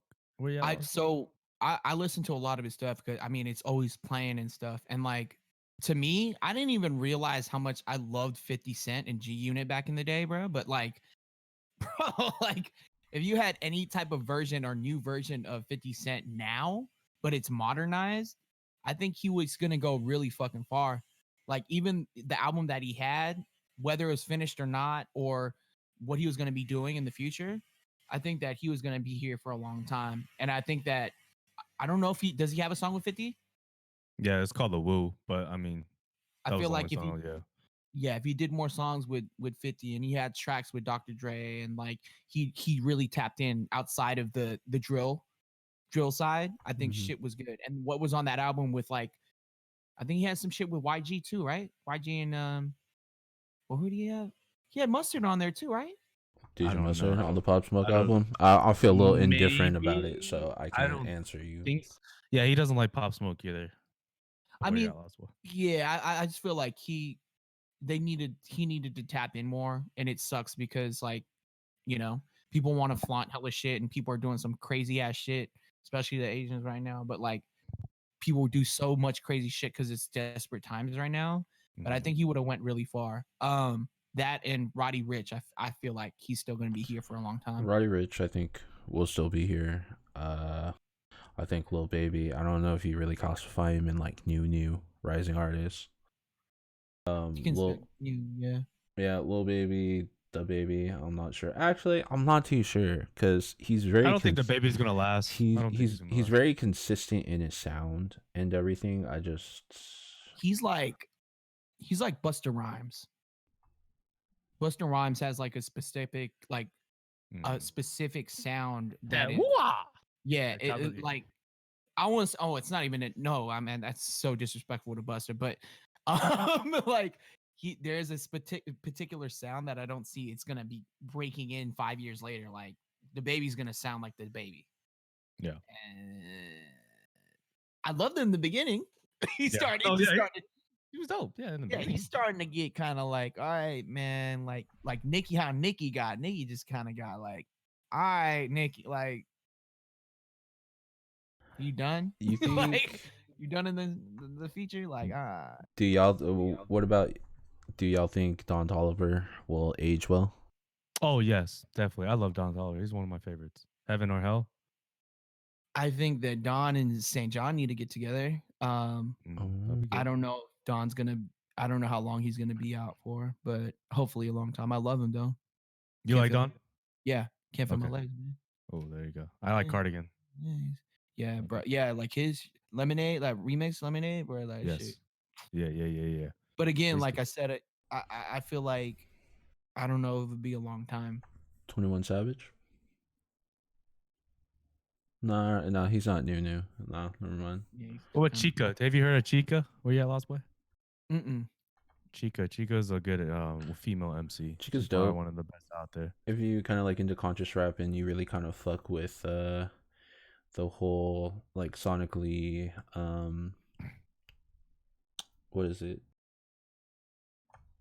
Oh shit. Why am I drawing a blank? J. Cole's group. Yeah. Oh, Dreamville.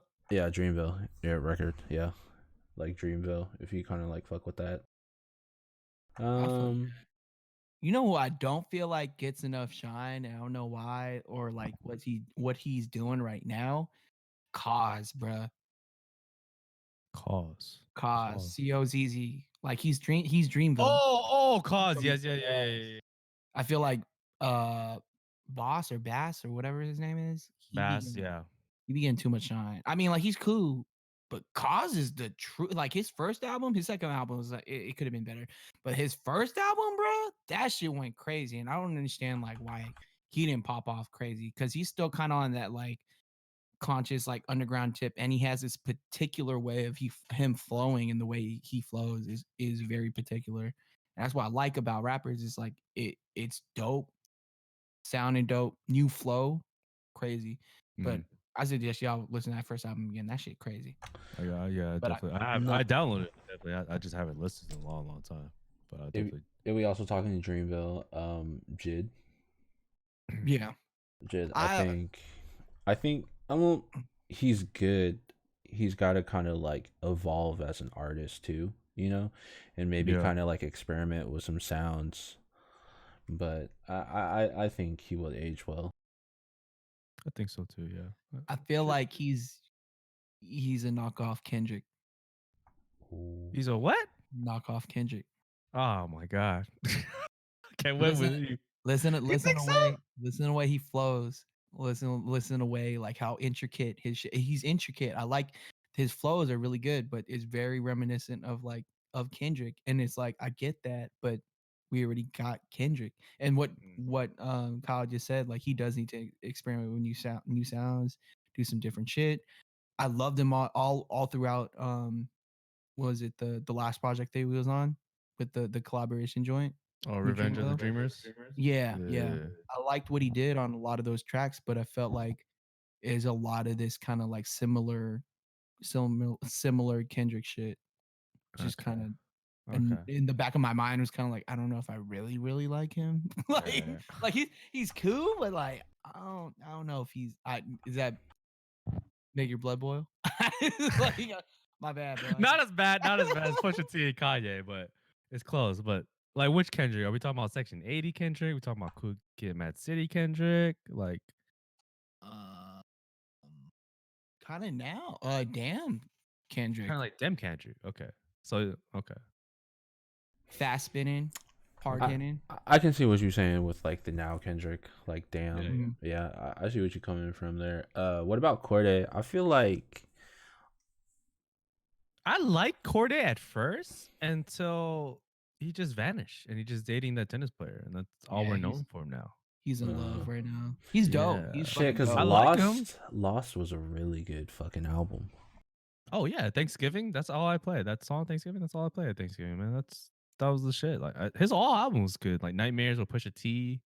Mm-hmm. I thought Corday was going to be one of the greatest, and like Dr. Dre gave him his flowers as well too. But somehow, some way, he disappeared.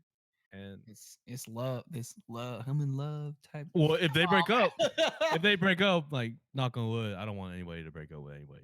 But if they break up, he might be the best. Might get a good album out of it. He needed to just come back and make some shit, like some heat. How do you guys feel about For Your Eyes Only? Cool. Cole's album. Mhm. I didn't like it. The only one I liked was the one that sounds like Exchange. That one song. Oh yeah. Deja Vu. Deja Yeah. Vu. Yeah. You don't like Folding Clothes? Oh no, was it Folding Clothes? No, it was the track 5. She's Mine. Is that the Neighbors one? No Or Monday? Neighbors? Or the Neighbors? Deja Vu? 5 or 6. Damn, I'm tripping right now. That was a short album. I feel like we named all the songs. Change. You know Change. what? So, For Your Eyes Only, I feel like, I guess people say this a lot, like J. Cole just, there wasn't any experimentation. There wasn't kind of like, it was just the same sound again and again. It's like a stereotypical kind of like J. Cole, and then that was also coming off Forest Hill Drive. And Forest Hill Drive is one of my favorite Cole albums. Yeah. If not most favorite, if you don't count his mixtapes. Yeah. Yeah. I did like For Your Eyes Only. I think it was coming off Forest Hill Drive. You can't not beat that. For Your Eyes Only was kind of a lazy album to me. I think he came back with KOD. That's just my opinion. I like the message with it as well too. The show was popping, so I think he really rejuvenated himself with KOD, the message, and just the songs like Photograph. You got Run It Up or ATM, Motive, Kevin's Heart. That was a good music video, you know what I'm saying? So a lot of people didn't like it because, it didn't consume to them. It wasn't the old J. Cole. They wanted like more features, just himself. But I liked it overall. I love that album. That came out when Coachella. I went to my first Coachella. Man, that shit was crazy. But I think For Your Eyes Only was really slow. It was a really really slow pace. That's true. Yeah. Slow tempo. Like I think Intimate album. I think that was a really personal, maybe a personal album for him. I think he was really just the first 2-3 tracks or 4 tracks, and then Change. Yeah. Pretty much that was it. But I feel like he needs to come out with another fucking album and stop fucking around. Like a person, like you know what I mean. So is Kendrick too. He's man. trying to try out for the NBA right now. That's what he's focused on. No, bro. Is he for real though? No, I don't think so. But like, that's all I ever see is like J. Cole online right now. Just like him hooping in the gym. That's bro. I see. He's probably trying to be in a league. Right. He's probably in a league right now that we don't know about. He's like, now I made it in music. Now I could try to make it in basketball. They were doing it in reverse. Probably. Yeah. I mean, Master P did it, so I mean, anybody can do it. Another artist. I don't really think he's like a new artist, but someone I really fuck with and I think will do really good is a Maxo Cream. Maxo Cream. Okay. Have you heard of that? I remember. No, I haven't. I gotta hear that too. Yeah, Maxo Cream. Maxo Cream. If I would suggest any album, it would be Brandon Banks. Yeah, you got that one. That whole album's like pretty fire. But it's also tough because like if I think like top 10, right, in the next like 10 years, or some of the top artists, I still think it's gonna be some of the most popular artists right now. that will transition in there. Like, it's very hard for me to imagine someone that's become a global icon, someone like Travis Scott, who's become such a global icon and like really started becoming like this mega superstar in the past 2 years, not kind of still remain relevant and be super big in 10 years. Yeah. I feel like, man, I mean, Astroworld is good. How you guys feel about Astroworld? I love Astroworld. That was like one of my top albums of 2018. Yeah, I think 2019. I think it came out 2018. Yeah, 2018. Uh, Astroworld was pretty good. Astro was pretty cool, but I kind of got not beef with Travis Scott, but like, What do you so mean? every time I've gone to see Travis Scott at like a festival or something, right? Motherfucker only has like a 45-minute set, because let's be honest, 15 minutes of their set is like them doing shout outs to the whole entourage and shit. Motherfucker came Motherfucker came 20 minutes late to the show. I was in Tahoe. It was at a music festival out there called Snow Globe. Oh yeah. 15 minutes late. Came out there, performed 3 songs, did a little hype, did this little hype segment where like the crowd was just going crazy, mosh pits and everything. And then after that, he left. 3 songs? What 3 songs did he do? It was 3 songs. It was I think Kyle's so pissed off he don't want to talk about it. damn. Oh my He god. probably forgot it. That he's so It'd be pissed. like 3 songs you didn't really fuck with too. You just Nah, wanted to sing. like it was Goosebumps. I can't even remember. I think the last song was Goosebumps, and like that was the one that got like everyone crazy, and that was like got me like super going. But then he dipped after. He dipped after. But it was a festival, right? It wasn't just his show. Yeah, it was a festival. He was like that. But He that's was like, wasn't that one of the main artists you wanted to see in that festival too? Yes, and he also performed at the main stage of the festival. So damn, bruh. you know, Yeah, I feel that. I'd be pissed off too. It's like going to like the SAC life what the Pablo tour and him not showing up. You heard Oh, about that one? I think that's the best tour. I think people got a great glimpse of what Kanye is. That was the best tour. He made up with Kid Cudi. He sang "Father Stretch My Hands" with Kid Cudi. Mhm. He left, but I think that's the best show. I would rather go to that one just to The see. one the one he didn't show. There's one he just didn't show up to. I think it's Oh, the Sacramento one is one when he brought out Kid Cudi, and then he was like, "All right, I'm out," after like 3 songs. what was the other one? I think Was he that canceled his tour right Roadblock? after Sacramento. Yeah. yeah. Yeah, Damn, why did California do to him, bro? Like It's the Bay dude, bro. Well, it's not the Bay, it's Sac. I mean, what the fuck y'all do over there in Sac, bro? I was supposed to go to that shit too, and then my boy was telling me, like, bro, that's bullshit. I'm leaving right now. I was like, for real? He's like, yeah, bro, he did like 3 songs. I'm like, man, that sucks. Save money, bro. Like, Nah, I'd have been I'd seeing, be and then again, I pissed. would have been I hot. don't care. I'd been so hot, bro. I'd be like, I would have loved it. I would have loved it. You see Kid Cudi and Kanye on that stage. I think that was I the would have best. took Yeah, my shoe no. off and threw it at him, bro. Uh-uh. You fucking suck, bro. Uh, When I went back to the bar, I got hella drinks and shit. I'm like, fuck this, bro. This is trash. Like, gonna burn everything. Fuck. bruh. Fuck him. Fuck everything. What's y'all favorite festivals y'all went to? Festival or concert? Festival or concert? Festival or concert? Favorite concert I went to is probably when I took my brother to go see Schoolboy Q in 2019 over in Oakland at the Fox Theater. Nice. That was I favorite think concert. my favorite one is the Life is Beautiful one. When I saw Pusha T in the front row, I saw his set was pretty good. Coachella 2014. No. That was probably Like 16. the Life of Pablo show, of course. That was one of my favorites. The Forest Hill Drive show. That's the one I saw you at, Phil. The Forest Hill Drive one at the shoreline. Yeah, that was my favorite because that Big Sean had E40, YG brought out Neff the Pharaoh, and then J Cole at the end. That was probably one of the best shows that I had been to as well, too.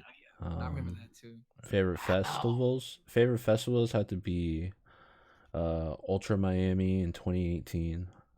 Oh, I saw the return of Swedish House Mafia. yes. That's pretty good. That'd be And it was the anniversary. It was 3-year anniversary today. Crazy. Oh, And then probably Tomorrowland 2019. damn, I always wanted to go to that. Oh yeah, feel- Coachella 2015. That's when I saw NWA. That's when NWA brought out Dr. Dre, Ice Cube, MC Ren, Kendrick Lamar, The Game, and 50. Yeah, that was like one of my favorite parts. Yeah. Nice, nice, nice. Mine was 2014 Hard Summer. I can't even Oh, remember the lineup. Like Floss, I think Floss Dramas was there. before the Um, breakup. Yeah, that sounds about right with Floss. Floss, DJ Mustard was there. He did a set, which was crazy. Um, I think Travis was there too, bro. Wait, what? 2014. That that sounds right. Yeah, I think I feel like Goosebumps just came out or some shit like that, right? yeah. You, you It's a know whole what? album. I saw DJ Mustard at EDC in 2018, and it was actually super lit because this is when he started like playing more. It wasn't just a hip hop set. He was playing a Mhm. lot of like EDM trap and everything, which is kind of Mhm. like similar and everything. But Yeah. he brought out Little John. No.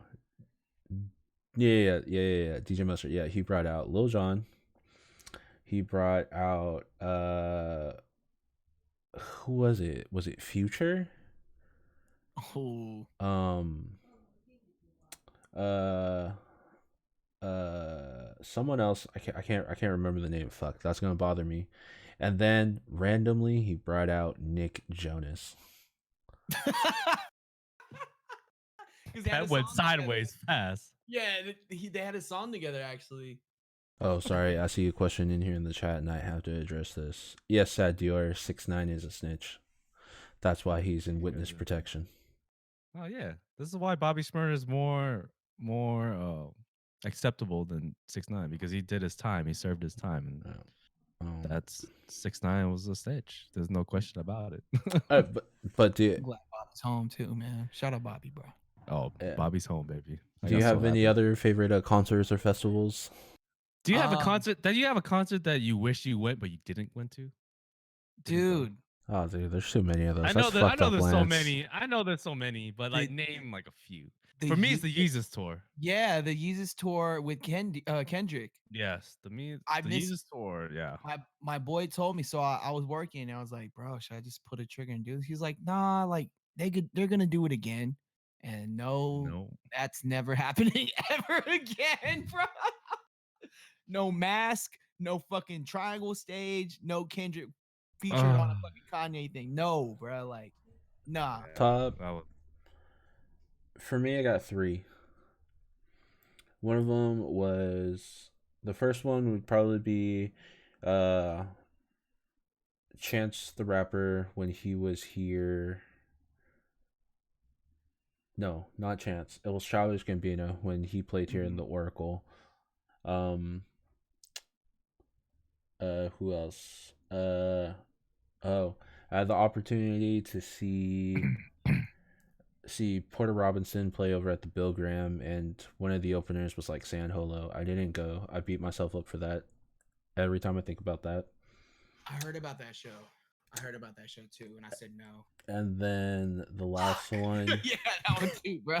the last one would be I missed an opportunity to go see Travis Scott at his Astro World tour here in the Bay Area. And I beat myself up about it all the time. I don't even really like Astro World like that or Travis Scott, but the energy in the crowd at that show, I was like, bro, I don't even have to like Travis Scott. I go there, I get fucked up with the homies, and I could just be super lit the whole time. Yeah, that's true. I think mine's is the Coachella 2018 or 19 when Kanye West did that whole stage on the ground. When he did the Sunday service, right? Yeah, the Sunday service. I mean, regardless or not, that was a pretty amazing thing he did. That was a pretty amazing stage. He brought out Tiana Taylor, Kid Cudi, Common, DMX doing the prayer. That was fucking amazing already. 2014's Coachella first weekend when everybody brought out Kanye to do everything. Oh no, I'm sorry. Flognog when Who Yeah. can't Kids See flog him? Ghosts when Kids See Ghosts performed. And that was the only time they were going to perform. I missed that one. And then the Yeezus tour, of course. And I think that's it. Like every Kanye show I missed, which is almost everything except Life of Pablo. I think I pretty much missed that. And Your favorite you don't album? yes, my favorite album. My favorite album, yes. Man. So it was that the Yeezus tour. I missed out on that one.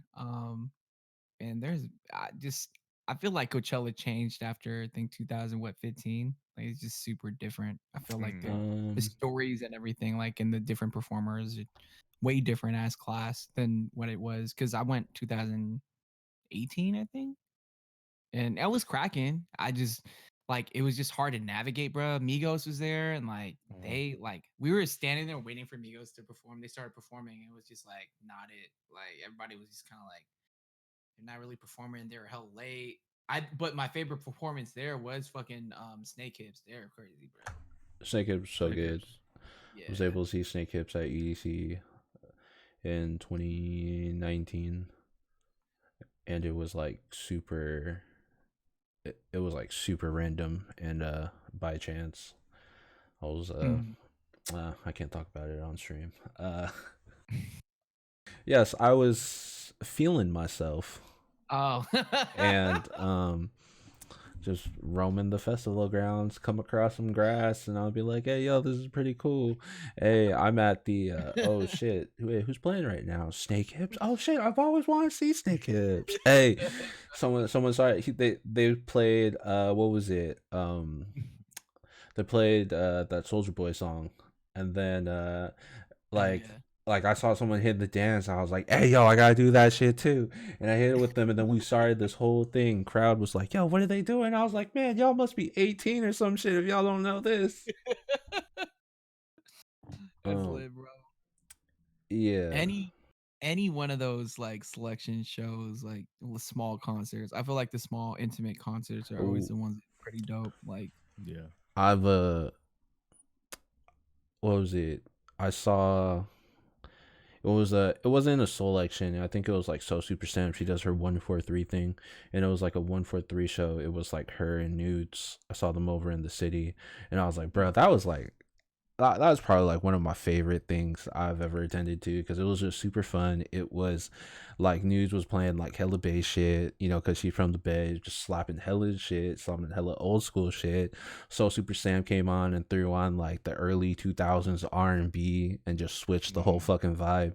And next thing you know, it was like a motherfucking Filipino party in there. Everybody was just karaoke the whole fucking time.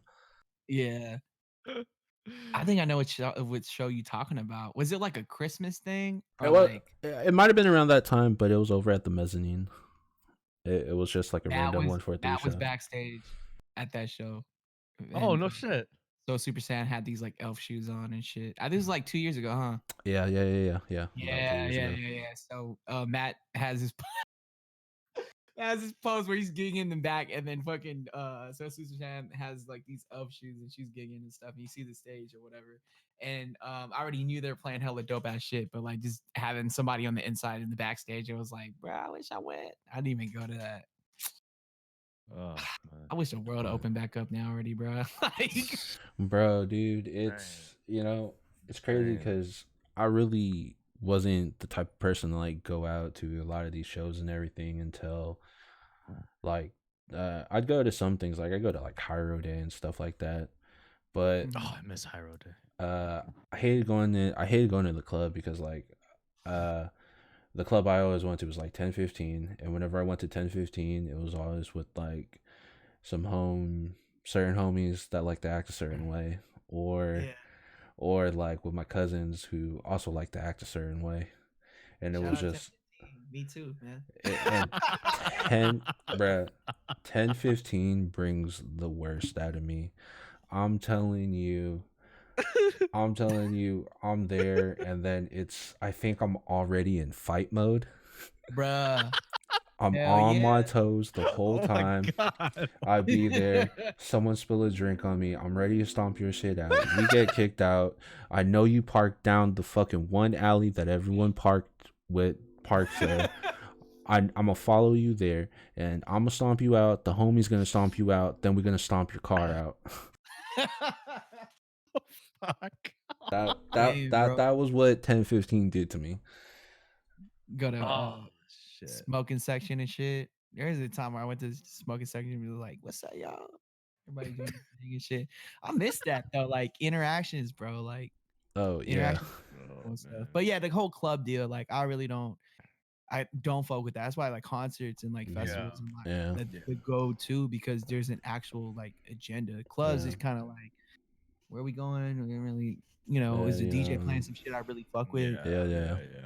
And it was Yeah. always like I was always going there for the wrong reasons. I wasn't really going there to like I feel like there was a time period I was always going clubbing, and it wasn't because like I enjoyed going to the club, dancing, kicking with the homies. I felt like I was going clubbing because that was the thing to do. That was what you're supposed to do. Yeah. Yeah.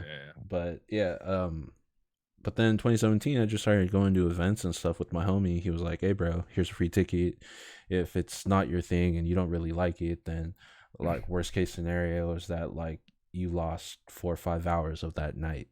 And I was like, "Hey, sure." I was like, "All right, fam, you right." I go and I was like, "Hey, yo, this is pretty lit. How come like I never really went out like this all the time?" And then next thing you know, it was just a bad addiction, and it was just show after show, festival after festival, concert after concert. And it's not, you don't regret that shit because it's the Oh. things that you could think back on. You see videos, you got stories. Like clubs is kind of like, oh, I got fucked up and then almost got in a fight with somebody because I got at his girlfriend or whatever bullshit. And like that me 1,000% of the time. Oh shit, that's your girl. I didn't know. You want to fight? I mean, you want to fight? I don't really want to fight. I was just trying to get trashed and get at your pretty ass girl, but whatever. But shows, it's like you're tuned in with the music, like you know what I mean. Or hey, I'm trying to get to the front. Like let's get to the front.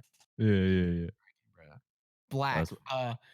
A concert I really fuck with, like the last concert, one of the last concerts I think was Black 2018 December. That shit was hard. And that's why I said live set. Like he had a whole band, did the whole joint, like his first album, like live, and that shit was crazy. Hey, you know what would be super dope to go to? Lance talks super highly about this. I'm not super into it, but I'll be hella down to go see like Bad Bunny because those shows look super Oh, lit. you been to a reggaeton concert? Where you at, Lost Boy? Oh, No? I'm trying to go, Bro. Bro, I went hey, to Bad Bunny 2 years ago. Changed my fucking life. I don't understand the shit he said, but the vibes are where it's at, bro. because the mommies, bro, Bro, man. hey, hey, I'm trying to get. yeah, no, because a lot of times too, what like talked way earlier, and I'm sorry guys, we're gonna have to bring this to an end soon. We're hitting the 3-hour mark. Yeah, this is the longest stream we had so far. Oh my bad. No, it's good. This is super dope, but it's lit, bro. what do you call it? Shit, I'm hella lit, to be honest. I ate an edible like an hour ago because I ate it an hour ago because I was like, all right, yeah, it's cool. We coming to an end with it, and then now we're still talking, and I'm enjoying the conversation so much. So I'm like, hey, the edible kicked in, man. Damn, I wish I had a drink right now. I'd be drinking with you too, but I know it's cool, and it's not gonna be the last time, bro. We could keep doing this shit, Absolutely. whatever. You can come on the show anytime, talk. Bro, come on whenever you want, man. For sure. I got pass. Anytime, anyone that can make Lance feel how he felt today is dope in my book and needs to get on the show.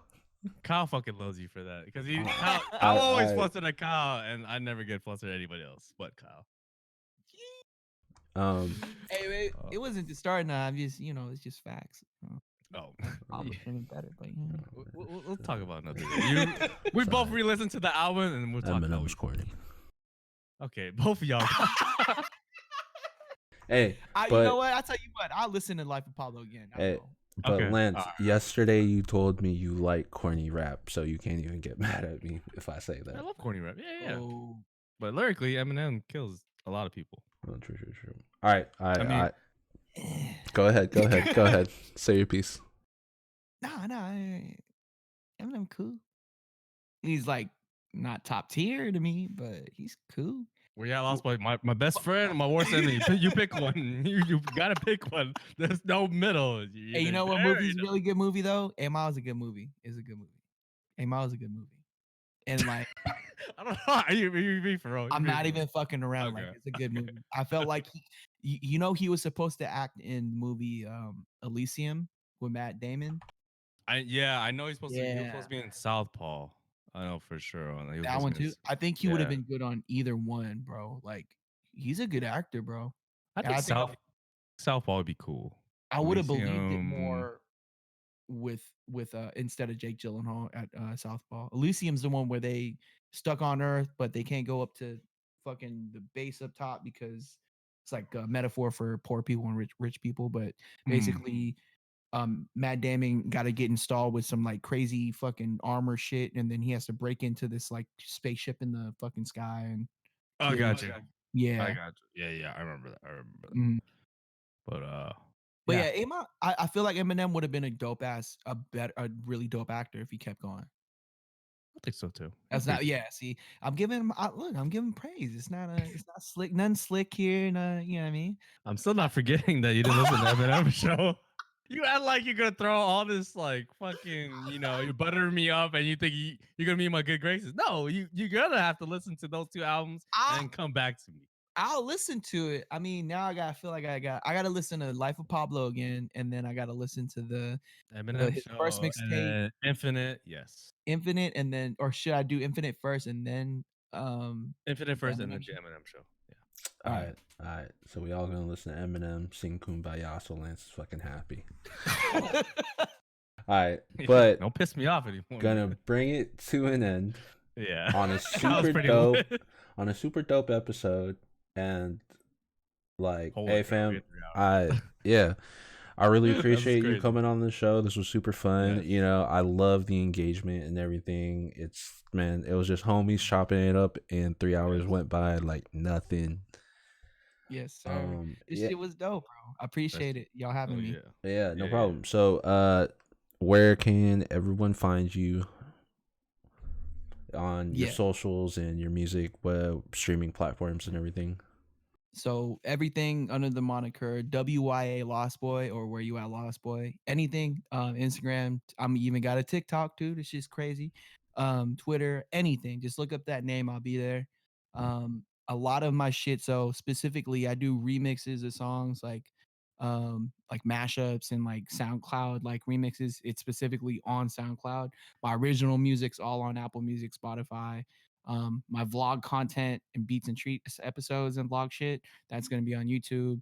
And then TikTok is basically just mirroring everything on Instagram. So if you want to get in touch with me though, Instagram's like my bigger platform. So tap in, bro. Like, you from the Bay or you want to work, let me know.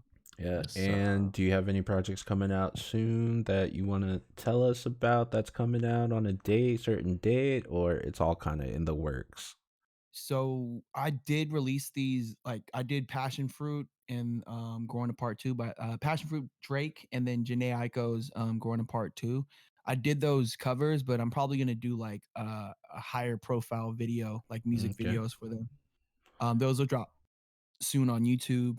And then that song Downtown, that was a very exclusive thing. I don't know when that's dropping, to be honest. But I played today. All right. You guys heard it here first. Y'all heard it here first. You heard him on the Cool and Calm podcast. Tap in next week, fam. We got wasn't calm on this podcast. All right. Oh, I was gonna say we got 2 interviews lined up next week. It's gonna be real dope. It's gonna be a little different. Not musicians or artists, but we got a dancer and we got a graphic designer on, so it'll be real cool.